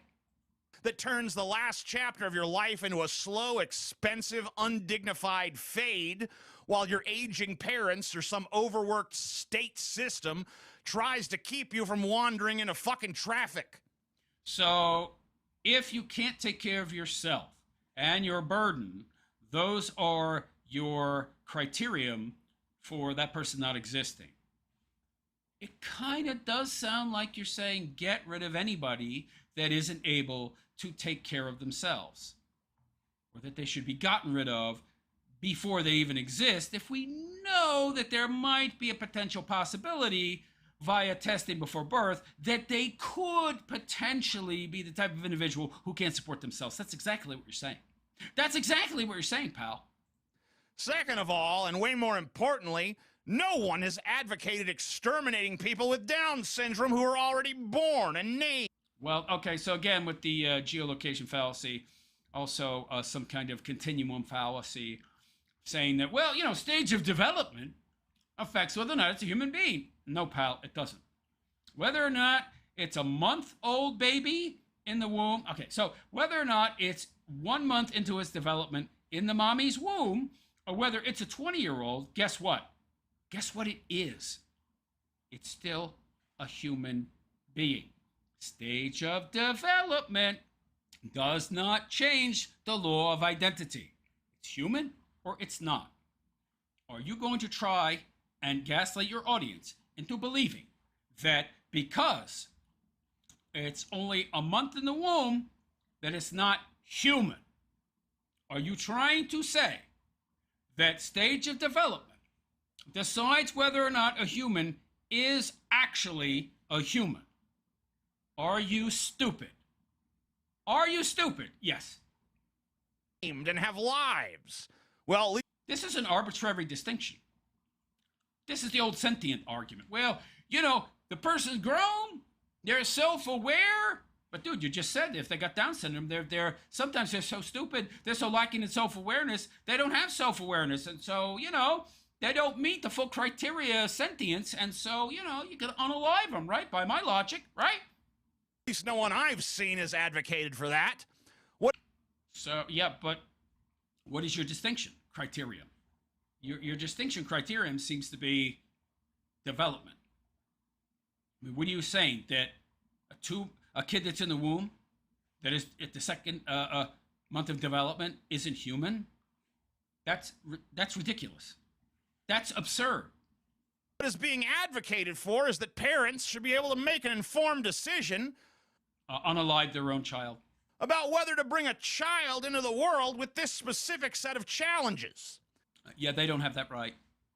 And by the way, you should know, as a old guy, what are you, in your 40s, what the consequences are of copulation. It's meant to be done for reproduction. You know the consequences, so you have to accept the consequences of those actions. How about if you don't want to have kids that might potentially have defects, disabilities, you don't open your legs? Or how about this? How about this, buddy? How about women start having kids at an age where it's far less likely that the kid will have Down syndrome? Oh no, that would be taking accountability from reproduction. No. Let's punish the innocent child, which by his logic isn't human because it's in a location that makes it not human. And it's also making some kind of continuum fallacy. Oh, well, there's a stage of development where it becomes human, but before that point, it's not human, even though I can't tell you what that point is, because I'm a sophist. I just play on emotions. Right. And that's the distinction, these outrage addicts. Your distinctions are all arbitrary and nonsensical when they're broken down. Refuse to acknowledge. This is pure projection. Because it would force them to engage with the actual fucking argument. So actually, you're projecting here, and everything you're accusing your opposition of doing, you're actually doing. You're not engaging with any arguments. You're not bringing any evidence of any kind. Instead of some cartoon version that they can easily fucking defeat. Dude, you're the cartoon, and you're a joke. No one I've seen is out there saying, let's hunt down existing people with Down syndrome and get rid of them.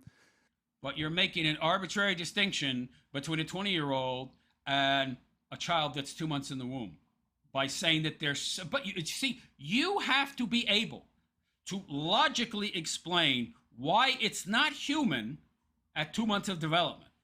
That's what you got to be able to do. If you can't do that, and don't give me some sentience argument, okay? Because yes, I can say, hey, look at this potato in a coma. No sentience. Brain dead. We get to unalive him. What's your argument? Because it's the same logic. But you see, you don't understand logic, so you just make these emotional appeals, as a sophist would. That's some lazy gotcha that these motherfuckers deploy so they don't have to actually talk about the reality of some 30-year-old who can't reliably feed themselves.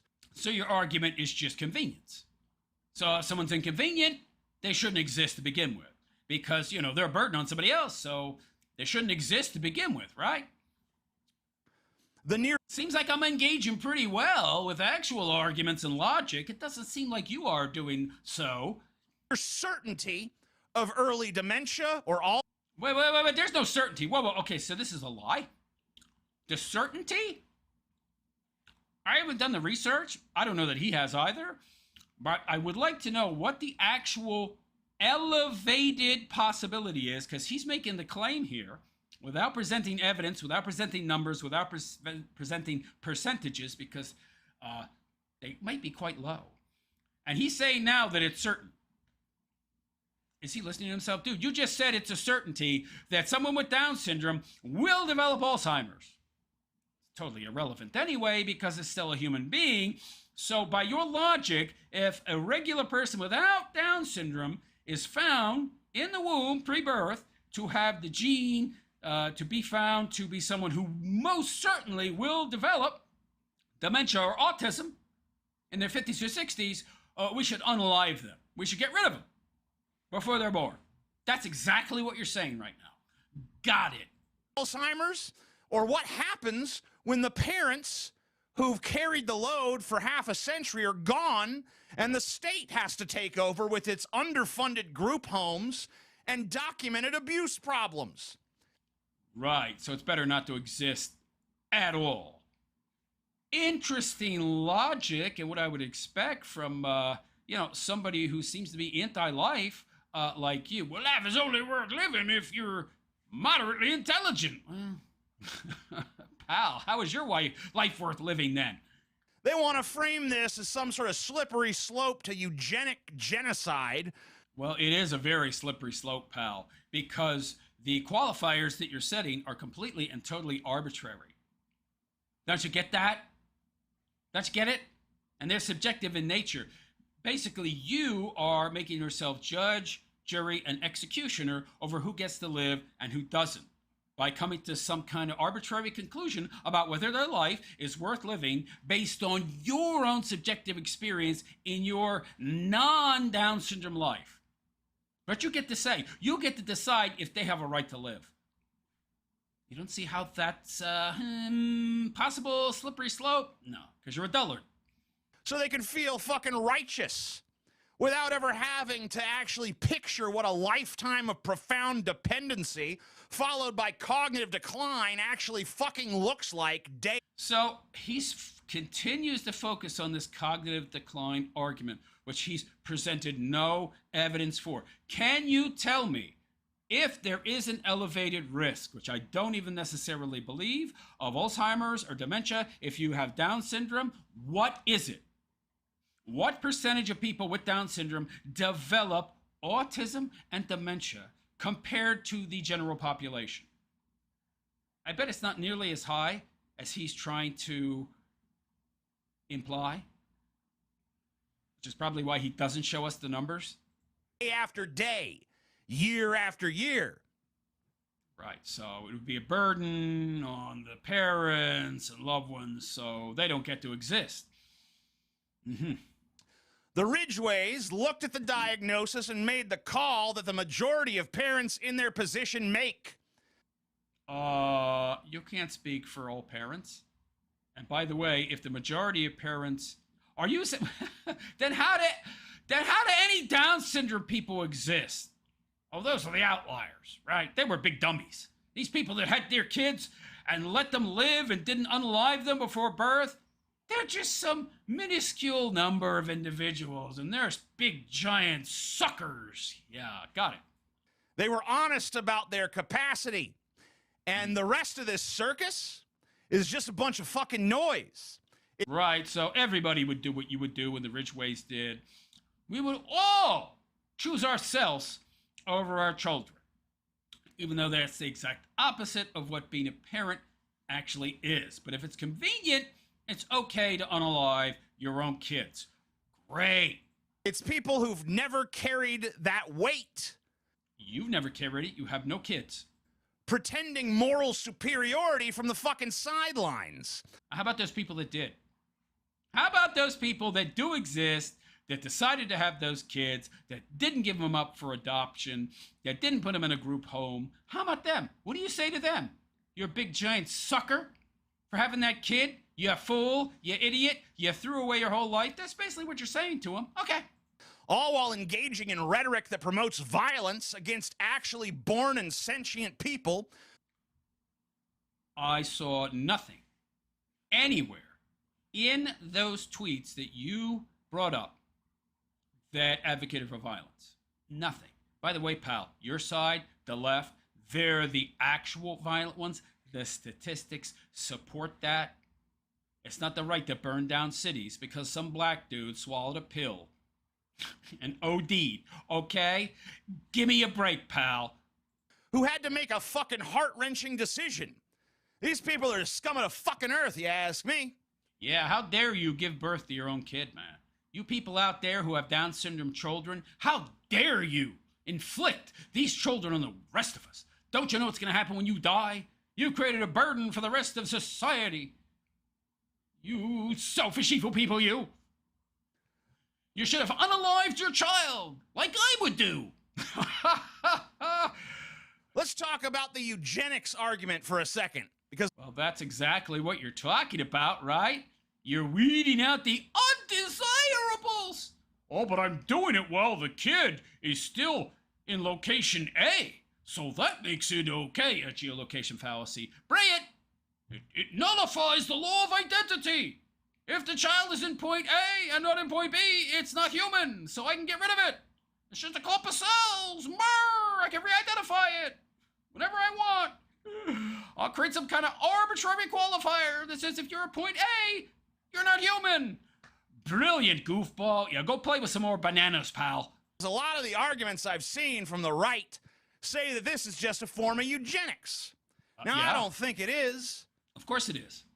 That's exact definition.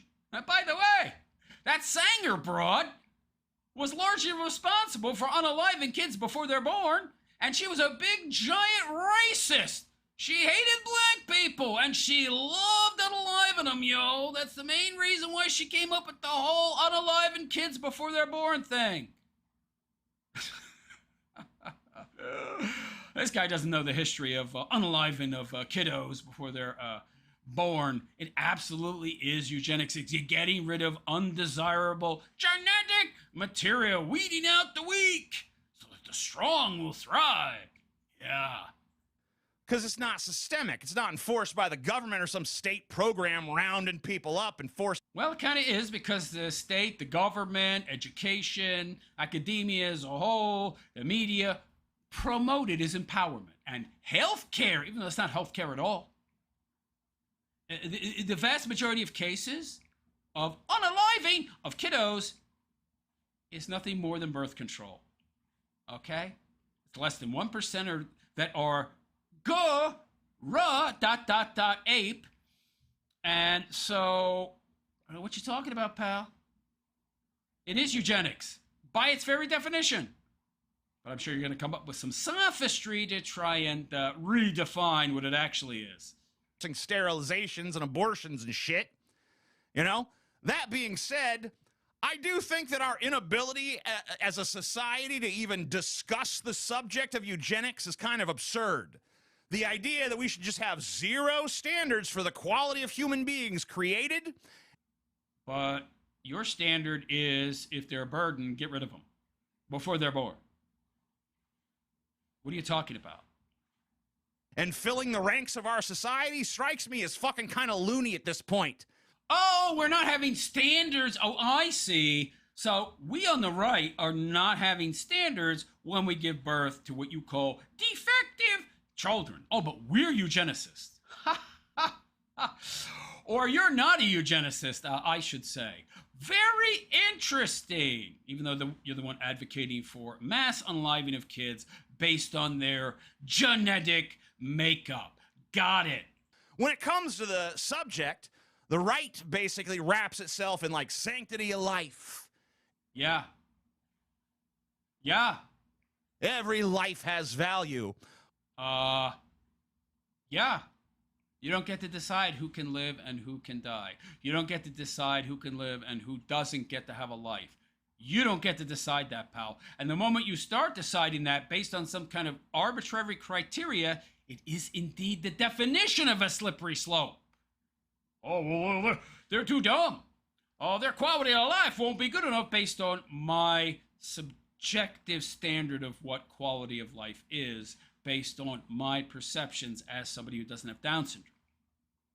That doesn't give you the right to decide if somebody who has Down syndrome gets to exist, because their perception of the world and what quality of life is, it's different than yours. You're trying to impose your, what you would call normal brained perceptions on somebody who is differently brained, as it were.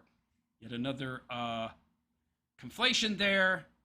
These people who have Down syndrome think differently than you do. They view the world in a different way. I'm pretty sure they would rather exist than not exist. But you get to decide because of your life experience, which is totally completely different than theirs. You're creating some kind of arbitrary criteria. Well, if it was me, I wouldn't want to live that way. Yeah, but it's not you. It's not you. While the left acts like any mention of standards or quality when it comes to reproduction is automatically Nazi shit, even though they're perfectly comfortable with every other kind of preemptive intervention to reduce harm and burden in society. Oh, okay, he's one of those. Okay, he's like a secular humanist. Got it, yeah. So, now with that being said... Isn't secular humanism like totally completely devoid of objective morality? It's all just preference-based and subjective in nature. So how can you even say what's right and what's wrong, what's quality of life, what's not quality of life? These things are totally, completely subjective by your own metric, but somehow you're trying to argue that there's some kind of greater quality to your life than to that person's life, so they shouldn't exist. I get it. I can Sounds like you're trying to argue that there's some kind of objective standards, while at the same time, moralistically speaking, oh, no. That's all subjective and relativistic. Yeah. Understand why the populace is loath to give the government the rights to control breeding on any level. It's clear that the government would abuse that power as they've abused every other power they've ever gotten their rotten little mitts on.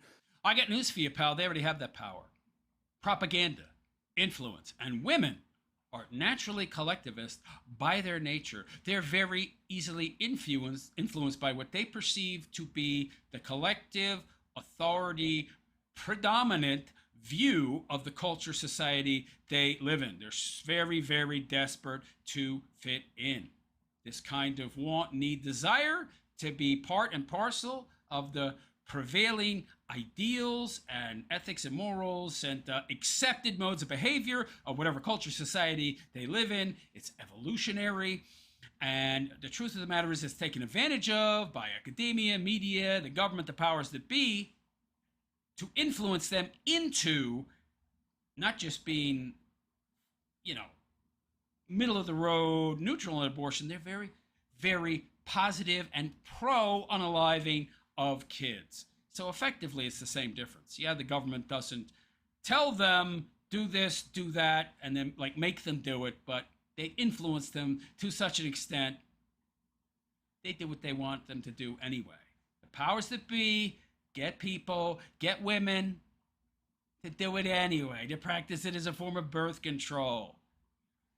You don't need the government to control people directly. You just ideologically indoctrinate them with this propaganda. They do it for you.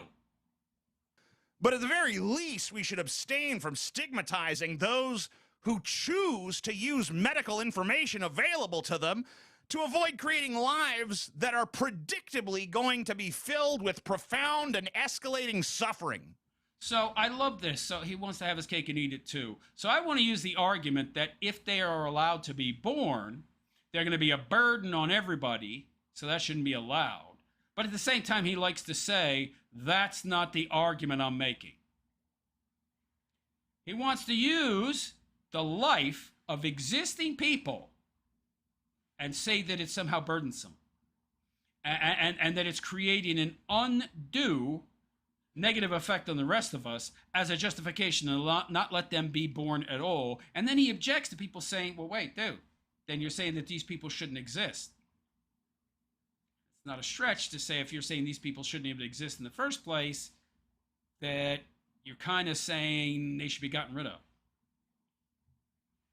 Oh, no, I don't see how people could make that, make that leap.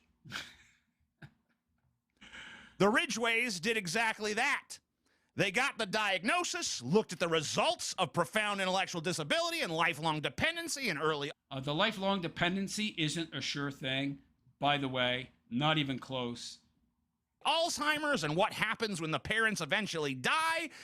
The Alzheimer's claim is, again, not a certainty. He keeps saying it's a certainty. It's not even close to a certainty. And they made the call that, once again, the majority of... You have no evidence for that. You're just making all these claims. You're presenting no data. ...of parents in their exact position make. Evidence. Show it to me. When they get the full picture, when they actually... By the way, isn't this like an ad populum fallacy? So everybody jumps off a cliff, I should jump off a cliff. You're just trying to justify immorality because everybody does it. So if everybody runs around and unalives other people just for fun, it should be okay. This guy is a logical fallacy machine. Hey, pal, just because a lot of people do something, even if the majority does something, that doesn't make it okay. But of course, he's a moral relativist, so, if the majority of people have this preference, then that should be the prevailing law and what is acceptable, right?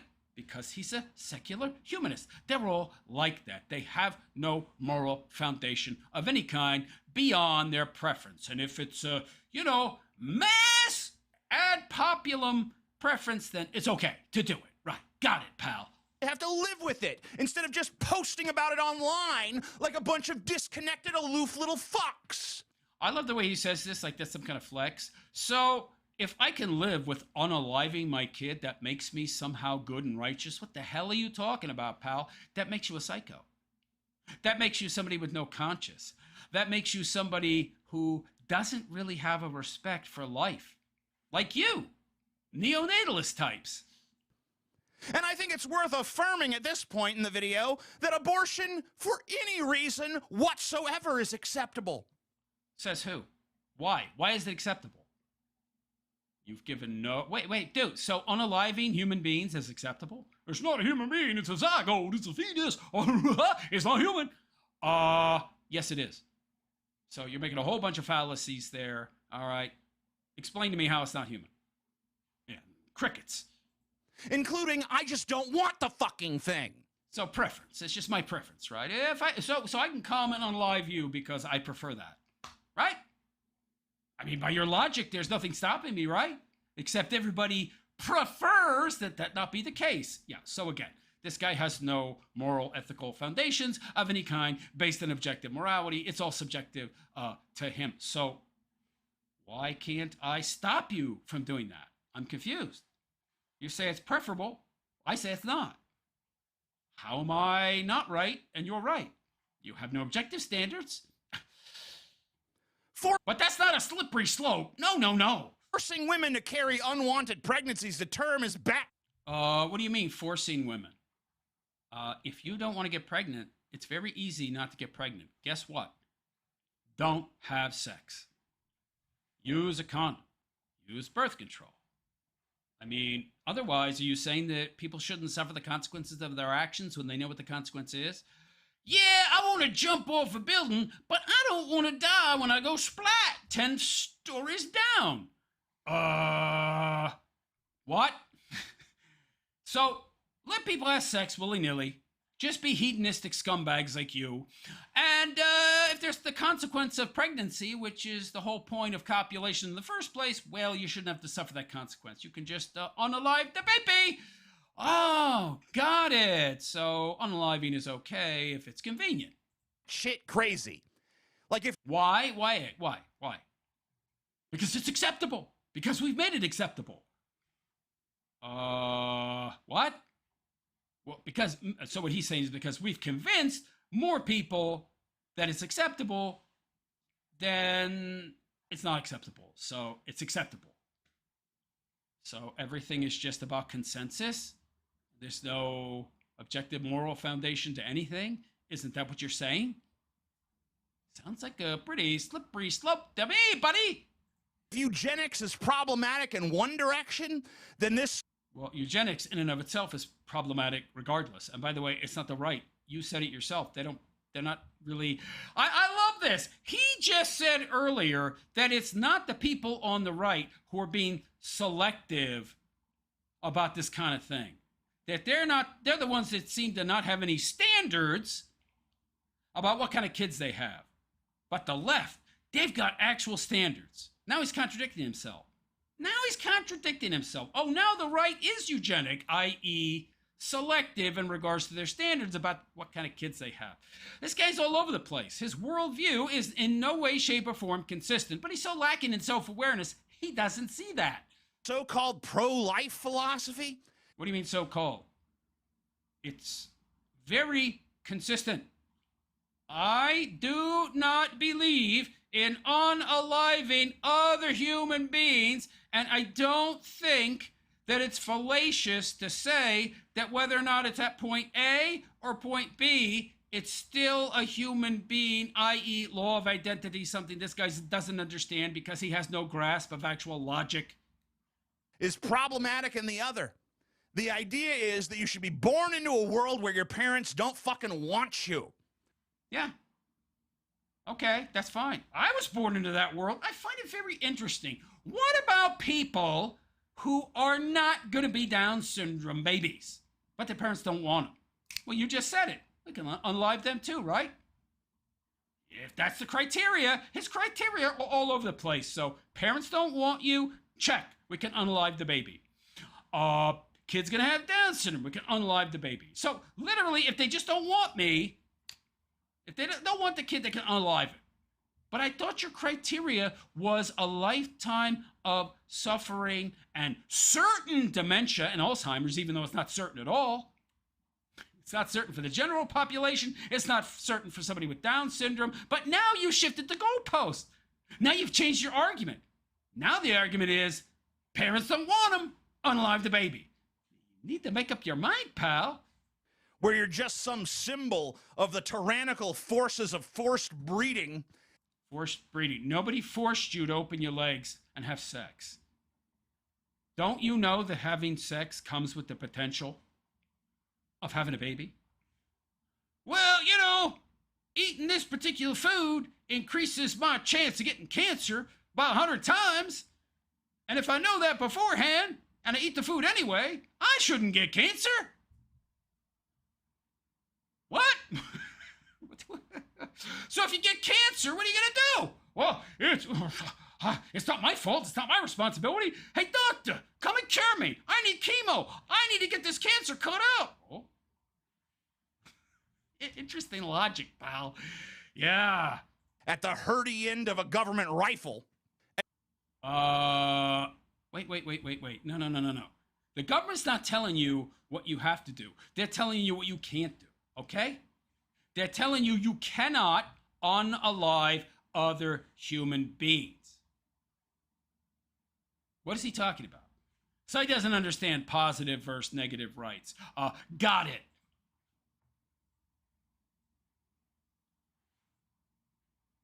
And your quality of life is not even allowed to be factored into the equation.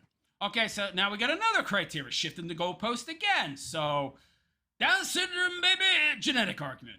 Parents don't want you, preference argument. Quality of life, another argument. As if you get to decide. Do you understand that the perception of what makes a quality life is going to be different for you than a Down syndrome person? What they perceive as quality is going to be different. And isn't something like quality 100% totally subjective based upon the person who is perceiving the world? So if they perceive their life as quality, who are you to say it's not? Well, by my high, in this guy's case, I think maybe 100 IQ take, that's not quality. But by their 70 IQ take, it is. Who are you to say otherwise? We do some wacky shit on this planet, my friends. Recently, I did a rather wacky Yeah, arguing that humans are not humans because they're at point A and not point B. So a geolocation fallacy. That's definitely wacky. thing myself. I published a book called Okay, that's enough. So he's trying to do the, let's back it up. Not giving this guy any free promotion. So there you go. There you go. That is the argument for unaliving your own kids from a guy that used to call himself the Amazing Atheist. This is, in my opinion, just another Styx Hexenhammer without the tricorn hat and the debilitating alcoholism and agoraphobia. Although, hard to say with this guy, he could have these problems to a lesser degree. I wouldn't be surprised if there was some substance abuse going on there because this guy looks a heck of a lot older than early 40s, yo. And his takes seem to be those of somebody whose brain has partially melted. But anyway, let me know what you think in the comments section. Is he right on the money? Is it perfectly okay to unalive your own kids because inconvenience or quality of life from the perception of somebody who has a totally completely different perception of what quality is than somebody who has, say, a 70 IQ as compared to this guy's 100 IQ? You know, do any of his arguments hold water? Let me know what you think in the comments section, and please like and subscribe to my YouTube channel if you have not already. Hit that notification bell to be notified of any future content that I might create. If you'd like me to continue creating this awesome content, you know what you gotta do. You gotta make a donation, baby. You gotta support my continued content unless you're a big giant pinko commie that just wants something for nothing. So leave a super chat, join my Patreon, become a monthly supporting member of my YouTube channel by hitting the join button below the video. You can also make a one-time donation via my Cash App, link in the description, or you can check out my GoFundMe. Find out what that's all about, make a donation through that. Also find that link in the description. Anyway, on that note, I am out of here. I am the Realist Philosopher, and I wish you all a good and pleasant day. And take care. Yeah, this guy's a super goofball. Hey, this guy's a goofball. And he's obnoxious. And the arrogance is just, wow. Off the charts, man. What an imbecile. How did anybody think this guy was intelligent? I'm listening to this guy, and it's like, wow, it's like Styx. What an idiot! I mean, he's a little smarter than Styx, but not by much. What's going on here, man? That's crazy. All right, give me a sec. I'm scrolling back. Not too many comments, unfortunately. Wow. I don't like this guy. I mean, he's a sophist, for sure. But if you're low IQ and have never studied your Aristotle, you might buy some of this crap.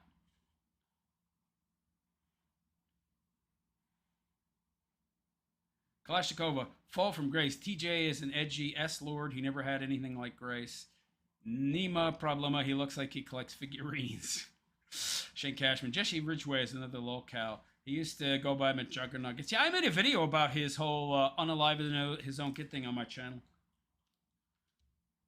I have to go back a little ways, but I covered it. He was in the same prank and rage era of YouTube with Angry Grandpa and Boogie2988. Ah, gotcha. Nima Problema. He looks so much older now. Should have lost that weight. Yeah. He's definitely on some substances. Kalashnikova. He's obsessed with maintaining that angry 14-year-old S-Lord persona. He's admitted he's insecure about getting older and uncool. What happened to the fedora? Didn't he used to wear like a fedora or something? Shane Cashman. Well, his ass ain't going to be pulling off 6 stunts at the skate park. Yeah, I don't think so. Captain Blood 84. A lot of red flags with this guy at first sight. You mean you mean me or the amazing atheist? Absinthe Enigma Fox. You should check out the amazing atheist friend Paul Sego. He's just as awful. Captain Blood. Yeah, angry 14-year-old. You called it.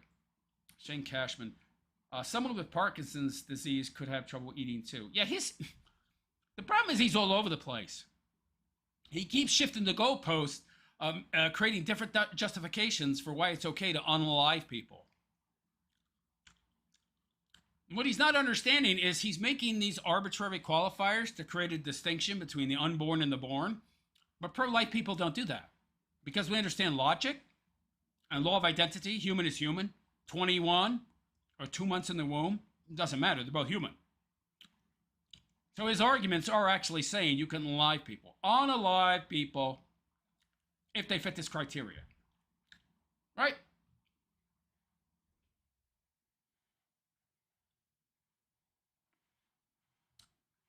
Anyway. Captain Blunt, every time he stops, he has the same face. Shane Cashman, 90s edgelord. I think he was like 2010s. He's like 42 or 43, maybe 41. I don't know. He's not that old. So he's like late 2000s, early 2010s. Yeah. TJ's father was a convicted con artist, and TJ's been criticized for scamming people. Yeah, didn't he used to like charge money to do ad reads from people who had other YouTube channels that they wanted to become popular? Like at one time he used to get a decent amount of views, so he would like charge $600-700 and he would shout out your channel or something like that. Yeah. That's very grifty. Shane Cashman, he sounds like a relic of the past. Yeah, he's part of that Four Horsemen era.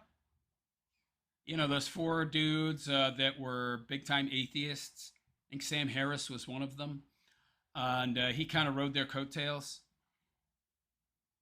Shane Cashman, I hate those, but what if the kid was has a shitty life? Argument, it pisses me off. Yeah, and what if? I love the ad populum fallacy thrown in there. Kalashnikova, problem is he sides with the left. The social justice warriors turned into hateful purity testers. A funhouse mirror version of fundamentalist Christians. Yeah. Shane Cashman. British people like to use that argument with me all the time. Sean and 117 laugh at Maya. Why don't we get rid of you? Ha! Oh, we got a troll. Captain Blunt. Sounds like something they would say.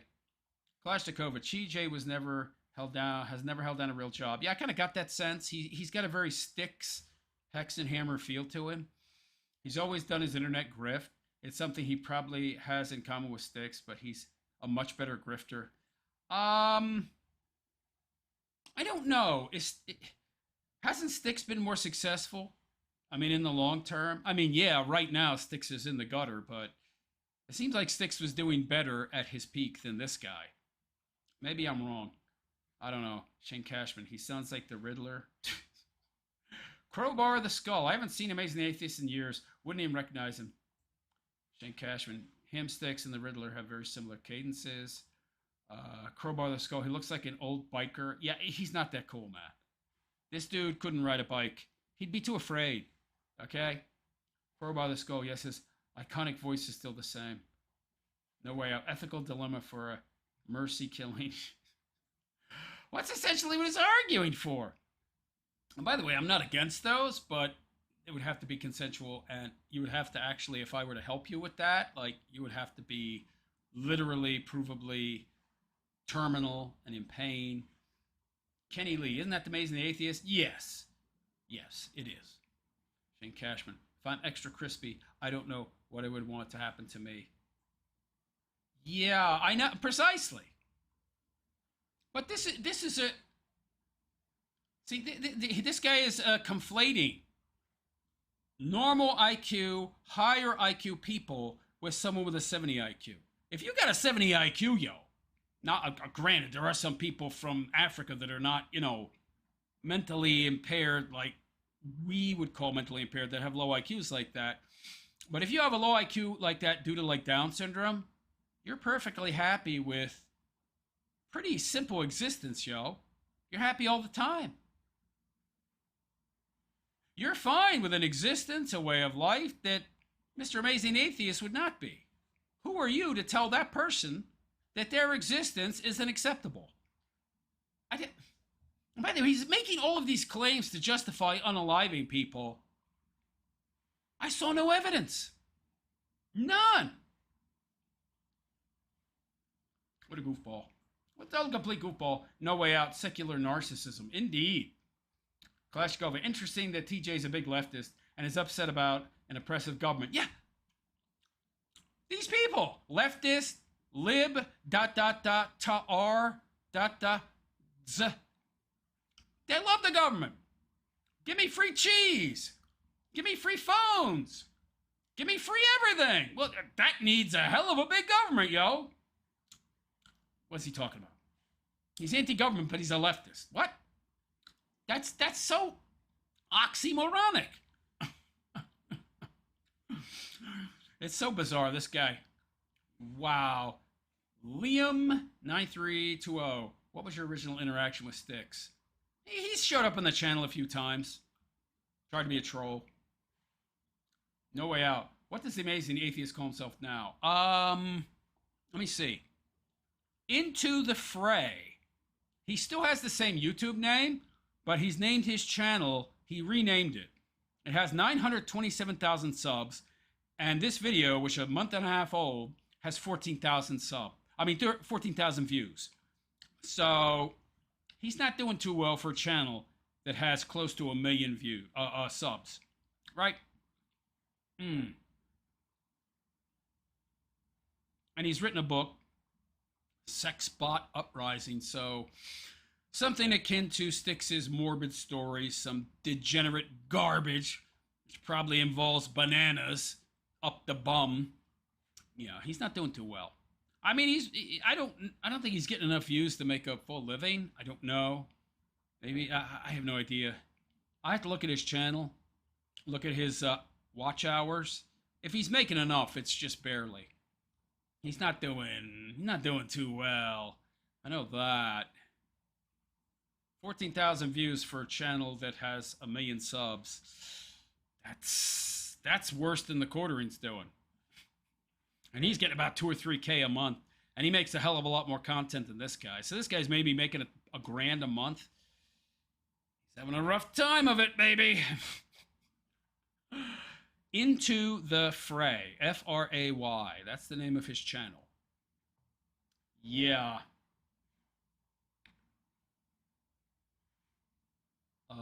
Yeah. Fray the Chaos Wizard. Oh, is that what he's calling himself? I thought he was still calling himself the Amazing Atheist. Kalashnikov. Okay. Liam9320. If you want to see a real midwit and Amazing Atheist friend, Harold Bloom. Do you do debates with other streamers? No, nobody would debate me. No. Did you just watch me pick this guy to pieces? Nobody would want to. Nobody wants to debate me. Okay. So look, Liam, the way that YouTube game works, people have to want to collab with you. Okay. I'm very small. I'm a nobody. I don't have enough subscribers, and I don't have nearly enough views. Number one, my ass is shadow banned into oblivion because I talk about a lot of stuff that the YouTube algorithm doesn't like. And what you might not know about the YouTube algorithm is it's now even better than it was when it first came out in 2017, 2018. Back then, it only had word recognition, salad, nonsense. I mean, it would recognize certain words and all that. Mostly they had volunteers from the SPLC manually scanning your content, and that's only if somebody flagged it as problematic. Now it's got advanced AI. It's got multiple words that are recognized, words and phrases, and if you say those words and phrases, your video gets shadow banned and algorithmically suppressed. And I talk about all sorts of stuff that you're not allowed to talk about. So yeah, I don't get a lot of views. In addition, I'm pretty good at this stuff, so yeah, I don't get a lot of invites. Nobody wants to do any collabs with me, okay?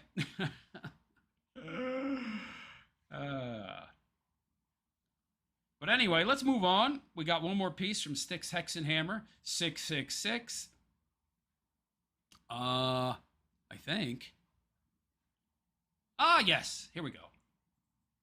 Some more inane rambling from Styx. Should be good. Give me a sec to set this up. Oh, God.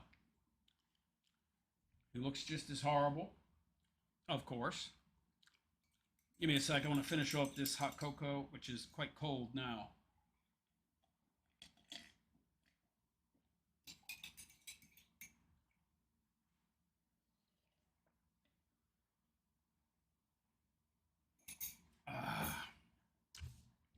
All right. Get my water ready. I think I'm going to need hydration for this. All right. Microphone good. Screen is centered. Let me check my screen capture. It's good. Good. Let's do this.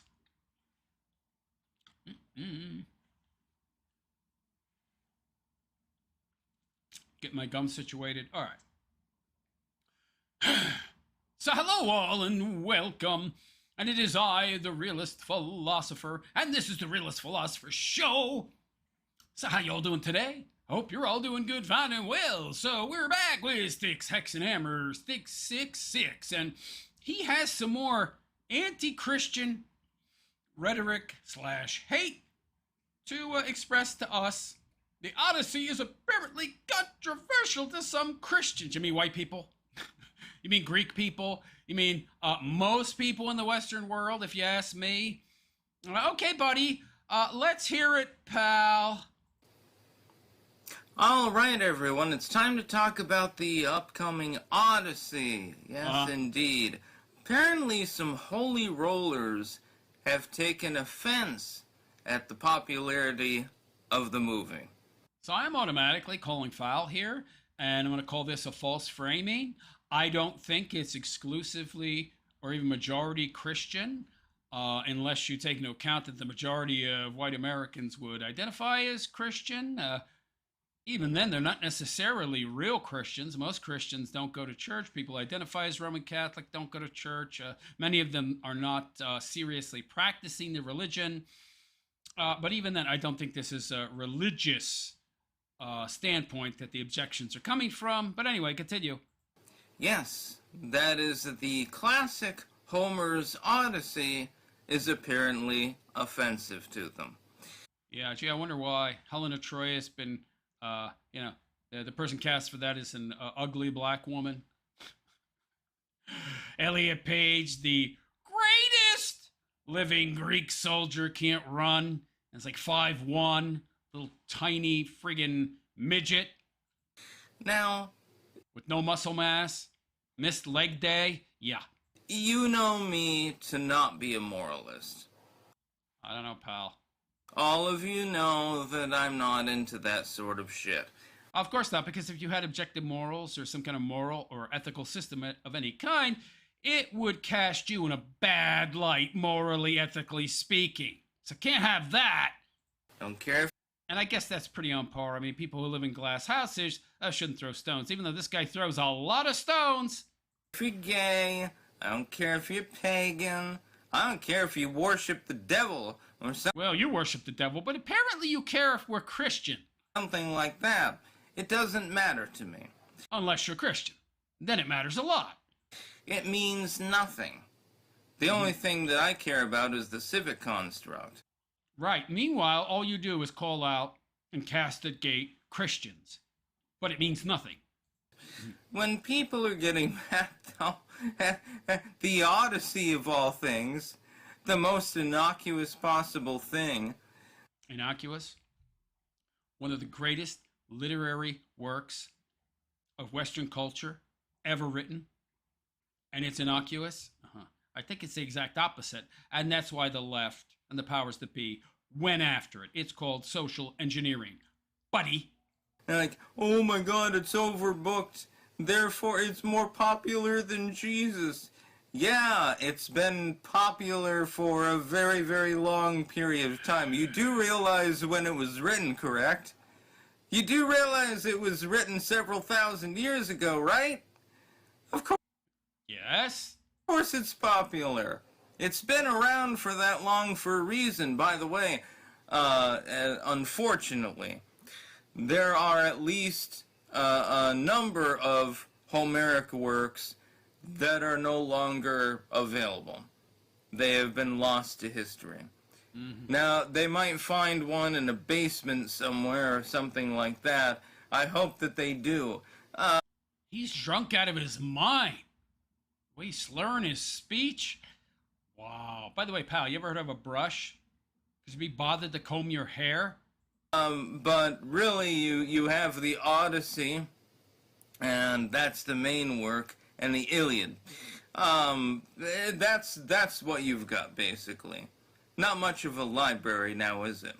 But he wrote dozens of other works. Short works and long works, actually, over time. And so, hopefully, we find copies of those. Okay, get to the point, pal. We don't need the history of Homer, okay? They might be buried in some tomb somewhere or something like that. We may very well get to see them someday. It might take 1,000 years, but, it's better than nothing. As far as the Odyssey goes, though, the idea of saying, well, you're listening to the Odyssey, therefore you're not worshiping Jesus today. Who gives a goddamn fuck? Who's made this argument? The hell is he talking about? People have a problem with the Odyssey, and it has nothing to do with religion and everything to do with cultural heritage, right? I don't think that black people would like it if we cast a white guy in the role of Kunta Kinte, or their revered fake, faux science fiction Wakanda if we cast, Black Panther as a white dude. I mean, it's perfectly okay to steal from Western culture and appropriate our culture and subvert that. Oh, that's all right. Who gives a shit? I do. But not for the reasons you're naming. Yeah, like Jesus isn't the same kind of mythology anyway. Number one. This is a guy that believes the devil exists, by the way. This guy has some very kooky beliefs. I should inform you, this guy believes hell is a real place. He believes in demons. He believes in the devil. He believes these things exist, but he believes God doesn't. Now make that make sense. Because they're not mutually exclusive, okay? They're both one in the same part of the totality of a very specific theology and religion. But he claims that hell and the devil exist, but no God. And I'm supposed to listen to this goofball? And number two, like Jesus would have had a problem with reading the Odyssey or the Iliad or something like that. I don't think that he would. Probably not. What's your point? I don't get what's his point. I don't know what he's talking about. I haven't heard any Christians saying that don't watch the Odyssey because it'll take you away from worship. By the way, how would it do that unless you went on like a Sunday morning when you were supposed to be in church? I don't know what he's talking about. Look at this. This is the perfect picture of this guy. Look at this. Look at this paused picture. This still. This is the perfect representation. The look on this goofball's face. This is Styx, who you're supposed to listen to about politics and whatever else. He's probably illiterate, but, at the same time, could he have enjoyed these things? I think that he would have. Mm-hmm. I don't think that he had a problem with entertainment. Yeah, I just don't. Didn't you just say he was a myth? Based on what I read in the Bible, I don't see a person that's... Anybody out there think this guy's actually read the entire Bible? I don't think so. Not capable of entertainment. I see a person that is literally preaching to give wine to those who are suffering, who is drinking wine himself, who is feasting with his... Give wine to those that are suffering. Wine? Okay. His friends. Of course, he's going to focus in on the alcohol. I see a person who's rather jovial, actually. I don't think that he would have had a problem with my pagan literature. Okay, the Odyssey has been around for quite some time. Your great-grandparents loved the Odyssey. They would recite it to one another back in the 1920s. So you might not want to disrespect them. I have not heard any Christians talking about how you can't read the Odyssey because, it's not Christian. I mean, it's a mythological work. It's Christian perfectly okay. I haven't heard this. Where's he getting this? Come on, dude. Really? The new... Is he just making this up so they have something to talk about? Because he's creatively bankrupt and he's got nothing. He's too lazy to go online and research what's going on in politics and the news today. Yeah. Moral panic is apparently the Odyssey. No. What are you talking about? Yeah, that makes a lot of sense. No, it doesn't, because it's not true. This is a straw man. You're just making this stuff up, man. Nobody's saying this. Who in large, en masse, is saying they have a problem with the Odyssey because they're Christians? What? I don't know where he's getting this stuff. Brain is cooked from the booze. I can remember when Conker's Bad Fur Day was a moral panic. And the Christian broadcasters were talking about that and saying it was raunchy and stuff like that. And it's like, yeah, Conker farts a couple times and there's a chick with tits there. Yeah, I don't know that that's necessarily a Christian thing as much as it is proper decorum. It's by the way, it's very realistic back in the N64 era. Yeah, but this happens all the time. People always need something to bitch about. Like you? Moaning and complaining all the time about how, the government hasn't made pot legal enough. The war on drugs. Yeah. That's just the way that it is. If they don't... There's no such thing as normal. People are moaning. You're a bunch of sellouts out there if you have a job. Yeah, dude, you are an expert on bitching and moaning and complaining about things that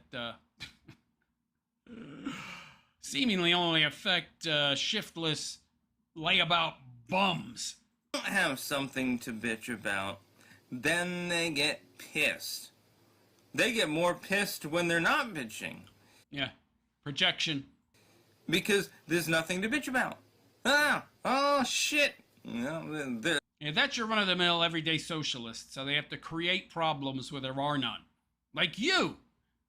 Nothing went wrong today. Not that there aren't problems in today's modern world. Oh, that's for sure. What am I supposed to talk about? That's the way that some people live. It's sad. You? But it's true. He's self-reporting here. Like, Sometimes I like to bitch too, but Dude, that's your entire channel at this point.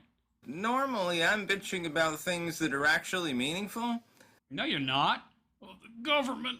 Oh, they criminalize people. They're oppressing me. These warrants I've got out for myself.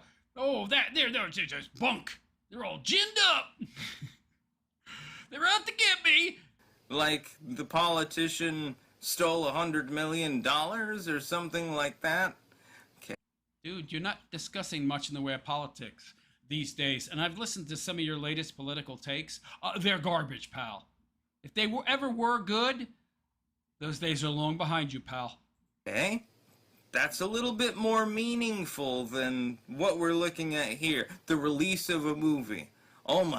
Dude, most of your content lately has been you trying to become a life coach and giving people life advice and work advice, and you were the last person to give anybody life advice. My God. Oh, it's so terrible. It doesn't make any sense. And it happens all the time. People would rather go for the low-hanging fruit than try to delve more deeply into the analysis of the scandalous nature of politics, law enforcement, the so-called justice system. Things Hey, here we go again. The so-called, the justice system's horrible because it's prosecuting me. I didn't do nothing. like that. That takes effort. But you don't put any effort into your content. What are you talking about? You might have at one time when you were more sober and less obsessed with BPD hoes. But dude, what do? You don't do nothing. You go days without making content sometimes. And when you do, it's very low effort. What is this video? Less than 7 minutes? Pal. That takes time.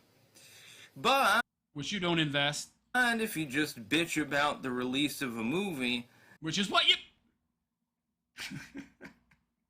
The lack of self-awareness is shocking. That's exactly what you're doing right now.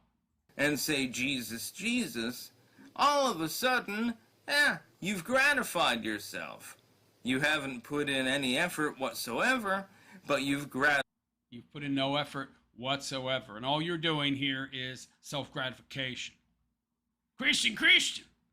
Bad Christian. You do the same thing that you're saying Christians are doing. I haven't heard this narrative that somehow Christians are against the Odyssey. What are you talking about? Because they're Christian. No, it's mainly the complaints about the Odyssey are from Western people who want to maintain our stories, our myths, our culture, and their deconstruction, which is what the left is trying to do. That's mainly what people are on about. You pinhead. gratified yourself. Congratulations! Yeah, congratulations, buddy. That's what you're doing right now. That's basically the only thing that you did. Yep. That's about all. Yeah, get that tooth fixed, buddy. Peace out. Peace out. This guy, oh my God, dude. I don't know what's wrong with you, pal. I don't know if you're AIDS maxing or starvation maxing or booze maxing. I don't know what it is. All of the above, take your pick. But you gotta eat something, man. You gotta get some antivirals. You gotta stop boozing. I don't know, but you gotta do something other than what you're doing now. Because you're wasting away.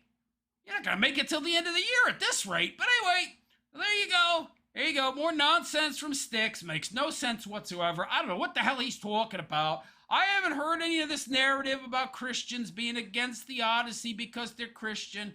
This is just some made-up buncola by Styx because he hates Christianity, and he needs to reframe everything as being something that's coming from Christians because they're Christians in a negative manner. Oh, I got a problem with the Odyssey because they're Christians and they're intolerant because when I grew up, they were kind of intolerant toward me, meaning the people that he grew up around were largely Christian, and they dunked on him, and they bullied him, and didn't like him, so he falsely conflated that with Christianity, and now he hates Christians.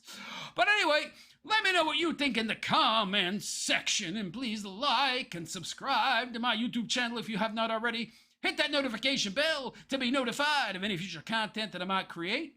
Also, leave a comment. I hear it's good for the algorithm. And if you like my content and would like me to make more, do consider a super chat, or it would be greatly appreciated, or making a donation via joining my Patreon or joining my YouTube channel as a monthly supporting member. There's a number of tiers you can sign up for if you hit the join button below the video. You can also make a one-time donation via my Cash App. You'll find my Cash App ID in the description, along with my Patreon. It's totally anonymous, by the way, and I get 100% of that. And also, I have a GoFundMe going on. If you'd like to know what that's about, the link is also in the description. You can click on that and find out. But anyway, on that note, I'm out of here. I am the Realist Philosopher, and I wish you all a good and pleasant day. And take care. This guy, he's such a goofball. He's such a freaking goofball. I'm supposed to take him seriously? The way he lives his life? The way he looks? Come on, man. Come on, man. Chill no. A $1 donation. Thank you very much.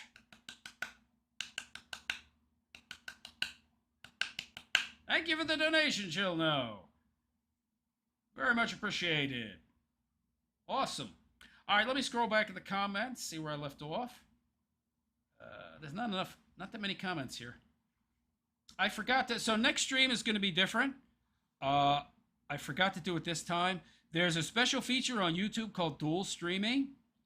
So apparently there's two separate access points to YouTube: mobile phone and YouTube PC. So YouTube PC is what I'm streaming in now, 16:9 mode.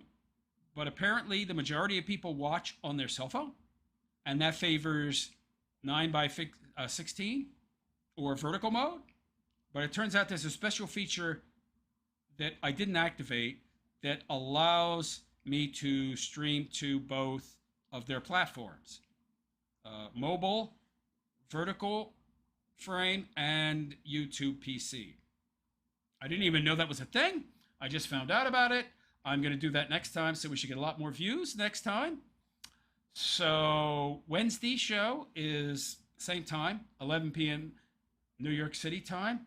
Anyway, let me get to your comments. Not enough of them. It's my favorite part of the show is the comments, and they're lacking. But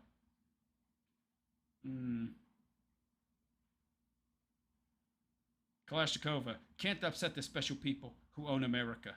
Indeed. Liam says, yeah, I understand the algorithmic feedback loop. It wouldn't be a bad idea to attend those debate royale events. I don't even know what that is. You have to I don't know what that is. What do you mean debate royale? Shane Cashman. Cyrax is back, but his content is being gatekept by his Lolcow farmers. Okay. I don't know what that means. Isaac Kemp is in the room. Hey, Isaac, how you doing? Sticks looks like a stick figure. Soon he'll look like salad fingers. Now that his subscriber count is tanking, he has no more spoons for clanking. Oh, Kalashnikova, Sticks has looked a lot grumpier in recent videos. Maybe the last of his idiot supporters stopped giving him money. And he can't buy any more booze. Yeah, I'm thinking he's running low on funds, man. Night Owl. Hey, Night Owl. He's never leaving that laundry room, is he? No, not voluntarily. Isaac Kemp. Kalashnikova, a handle of good vodka is only $12.99 in New York. That's expensive? That's pretty pricey, man. How big a bottle is it? What do you mean a handle? Is that like a liter? Like, is it? I don't know how much that is. But the dude is a hardcore drunk. That's probably not much for him. Night Owl. I think this is Mel's bedroom. That's not her bedroom. He sleeps on the floor. He sleeps on the floor of that room. It's like an extra storage room, right? If you've seen off to the left and right, there's like Tupperware storage containers and crap. He's literally in like a closet.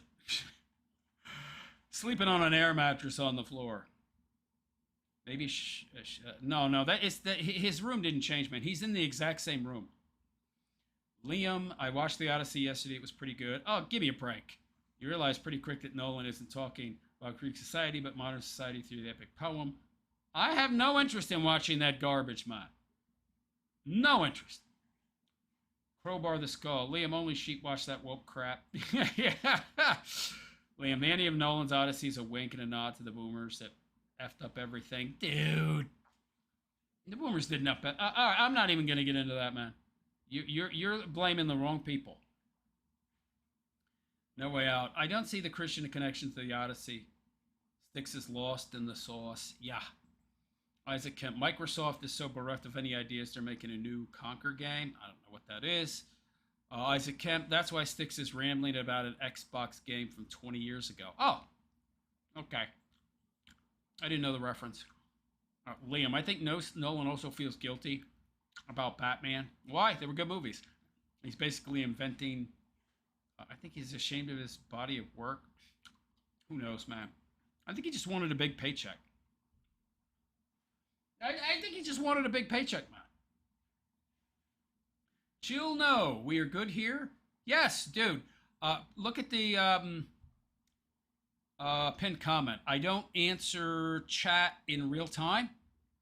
So here's how my show works. I put it in a pinned comment. Nobody reads those, apparently. I don't respond to chat until after I'm done whatever commentary I'm doing because I can't read it. It doesn't show up. Okay? Sorry. It's just, yeah. Shane Cashman. There are some Christians who don't like pagan stuff, but they are very superficial and virtue signaling. Yeah. The chat stopped. Dead at that super chat. That's weird. Nobody's responded to anything I've said. That's it? The chat's done? Shit. Okay. Wow, it came to an abrupt halt. All right. No more chat comments. Crap. Now, let me reload the room. I need to make sure.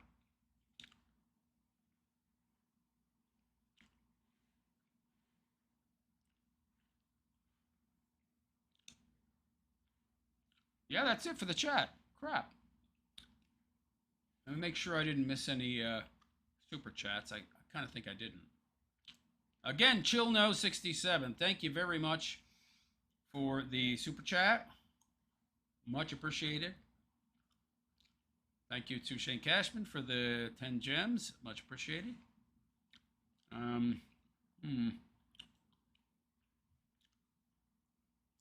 Hopefully we get more viewers next time.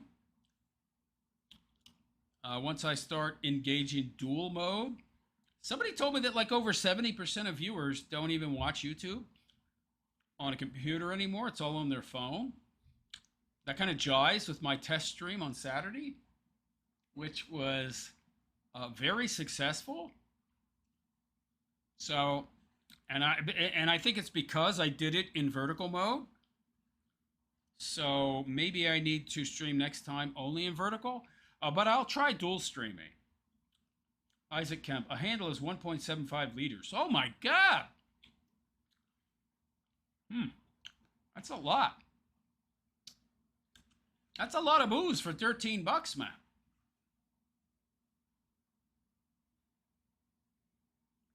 Liam, also, who is the second guy in this thumbnail? Cyrax. You got Styx, Cyrax, The Amazing Atheist, and Jeremy Hambley of the Coterie. Maybe I should have put their names in the title. I'm not very good at this live streaming. I should have put all their names in the title, man. I really need to start, upping my game, I guess. Hoy. No way out. I remember Krakow vodka, which was called Cart Crash. That was a mag or 1.75 plastic trash bottle. Okay, so the 1.75 is that really big bottle with like the built-in handle on the plastic. Okay. Yeah. So you can grip it. You think Styx drinks one of those a day? Jesus, $13 a day times 10, 130. Geez, $400 a month on booze? $400 a month on booze? Do you think he drinks that much? What am I saying? If you've seen the guy, yeah, I think he drinks that much. Oh, no wonder he's so skinny. Shane Cashman, you also streamed during the day on Saturday. That's what I'm talking about. I got like a concurrent view count of over 50. Let's see what happens Wednesday when I use the dual stream option. We might get record views, or it might suck. See, the thing about the dual stream, YouTube takes my 16:9 and converts it to a 9:16. But I don't know how well it's going to do that. Like when I do screen capture to review a video, how's it going to convert that? How effectively? Is it going to use AI? What it has to do, it has to double stack. So it would take my video and put it at the bottom or top, and then it would put the screen capture below it. So that would be much smaller. I don't know how that's going to convert. We'll have to see. Again, it's an experiment. Next show will be an experiment. I have to click that option for dual streaming when I'm scheduling it. It's also complicated. Isaac Kemp, I used to work for a hardcore alcoholic who drank 2 handles a day. So like 3.5 liters a day. Isn't that like a gallon of booze?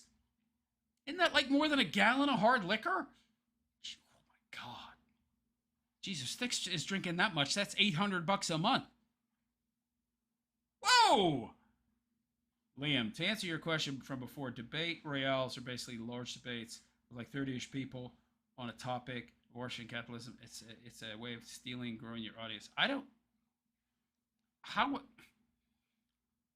Aren't those on like TikTok sometimes? I don't think those are on YouTube. I mean, if they're on YouTube, it's invitation only, right? Like those debate royales, like that Raging Tomato broad. But you got to get an invitation. I do know that, like on TikTok, they have like those TikTok spaces, or Twitter sometimes has spaces like that. People are eliminated over time. I guess I could try it out. I don't know where those happen. I wouldn't even know where to begin. Not sure I would enjoy it either. I mean, most of what I have to say, I'm in agreement with most conservatives. So if I were to do a debate like that, it would be mostly against lefties. Well, worth a try. But where are these debate royales happening? Does anybody know? I mean, Liam, you seem to know more than I do.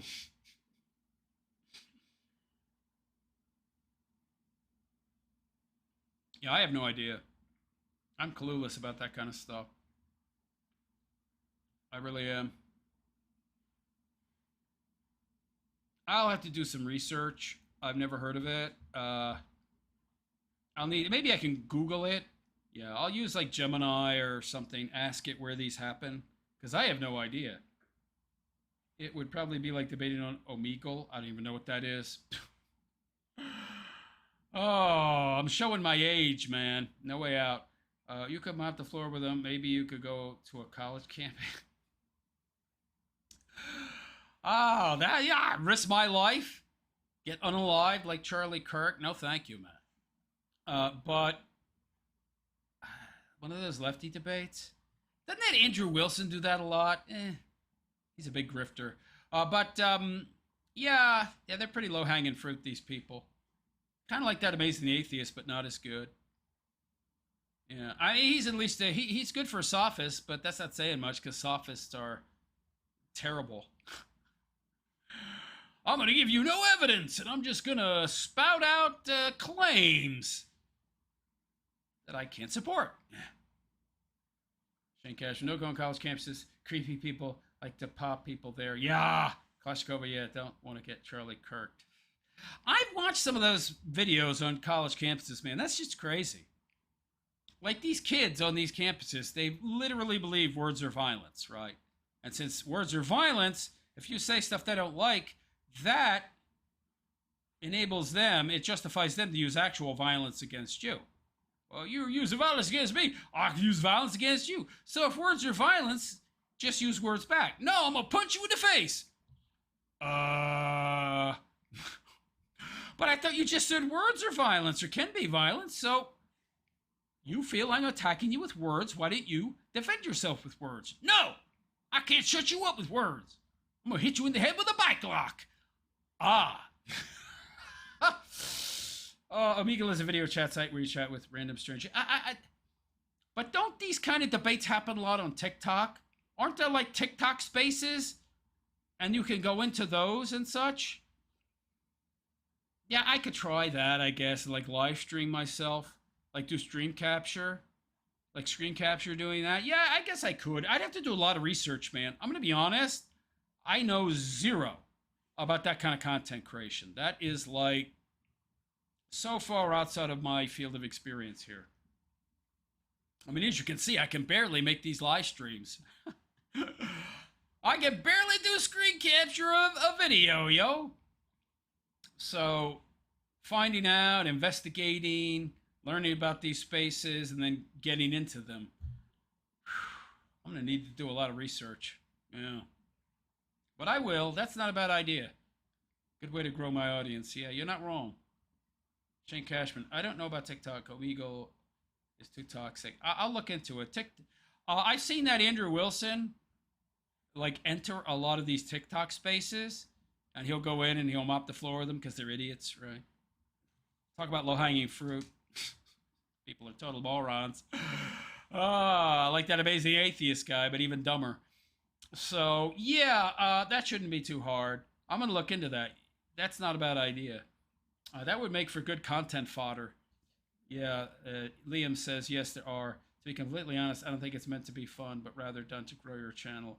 Yeah, I guess so. So I need to look into that. How does it grow my channel, though? I mean, aren't most of these TikTok spaces mostly leftoids? And wokey wokes? I mean, I guess maybe some right-wing conservative individuals watch. I don't know. But it's popular content. You're not wrong. And it's pretty low effort. Yeah. They say dumb shit, and I point it out. And people like watching that, right? Yeah. Yeah, I find it unwholesome because it's just a lot of back and forth yelling. And it's more about who can, like, yell the loudest, or in the case of Destiny, gish gallop the most, just talk uninterrupted with a stream of consciousness and throw out 10 different arguments, making it impossible for you to address all but one. And by the time you try, he yells over you and, gives you 10 more arguments. It's like, what? And he never shuts up. Another Adderall sniffer there. Boy. But he ain't sniffing it. He's sucking that stuff down, man. He's probably taking the Adderall intravenously, yo. Liam says, because in the age of information systems, knowing people's names like Andrew Wilson is a form of capital. Yeah, Andrew Wilson, he's a smart guy. Don't get me wrong, for sure. But it's mostly just talking points with him. He's got a good memory, but don't get me wrong, smart guy. He's memorized all of the logical fallacies and is good at bringing them to fore. To counter them, the enemy's fallacies in a correct manner, but yeah, I don't like that guy either. I wouldn't really consider debate. He wouldn't debate me anyway, but there wouldn't be anything to debate because we agree on most everything. So that's the problem. There's very little I don't agree with him on. So,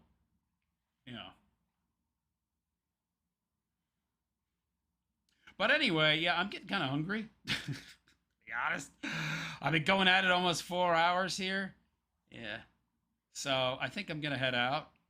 I will edit this in tomorrow to remove the any pauses or mostly the waiting room at the beginning. But guys, I'm back. I will be back Wednesday, and we should have a much bigger audience because I'm going to initiate dual streaming. So we're not only will we have PC viewers, but we'll have mobile phone viewers. I think the statistic was 73% of people watch YouTube on their phone. So I'm only realistically reaching 27% of the viewer base. So I should have been dual streaming all along. What the hell do I know? I'm too old for this crap. I'm a little slower on the technological uptake, yo. Liam says, I'm not saying Andrew Wilson is good. Oh, no, hey, he's a good debater. I don't know. He's good at what he does, for sure. But what I mean is that the fact is he's known as a form of capital. Same thing with Destiny. Ugh. Don't get me started on Destiny. What about TV viewers? TV viewers. Well, what I'm saying is the majority of people who watch YouTube now, in the present day, it seems they do it on their phone, which is 9:16 capture. And so my live stream wouldn't show up for them unless they were looking for it. I don't know. It's very complicated. But we got double the viewers when I did vertical capture on Saturday, which is 9:16. This is 16:9. So if I do dual stream, I'll be not only streaming to PC viewers, but also phone viewers. Though I don't know how YouTube will convert it. They might not convert it very successfully. I don't know. We'll see. But anyway, guys, thank you. Nice to see you, Liam. Please subscribe. If you like what you're seeing, guys, sub. Sub! And you'll see more of me, and you'll be notified, ideally, ostensibly, hopefully, when I post new content. And again, this live stream is every Monday, Wednesday, Friday, 11 p.m. New York City time, which is 8 p.m. where I am. I don't know what time that is where you are, but just Google current time in New York City, and you'll know. So I hope to see you. Shane Cashman, would I hit the bell? I got a notification for your stream today, and I'm on mobile. It works for that. But you don't get as many of the mobile viewers if you stream in standard 16:9, because cell phones are 9:16. Remember the Saturday stream? I was streaming in cell phone mode, 9:16. I wasn't streaming in standard. Next stream, I'm going to stream in both. So we might have record attendance, baby. I hope. It's a test. We'll see. Anyhow, guys, I'm going to head out. Thank you to everybody that came. Hope to see you again Wednesday. Don't forget to subscribe if you like what you've seen. I guarantee you there's more coming. You'll enjoy it. And on that note, I'm out of here. I am the Realist Philosopher, and I wish you all... And by the way, I do actual philosophical content. Every once in a while, I will do an Ask a Philosopher stream. Those are a lot of fun, but I can't do them every single show. I don't get enough usable content in the form of clips, so it's only every once in a while. But anyway, on that note, I'm out of here. I am the Realist Philosopher, and I wish you all a good and pleasant day. Take care.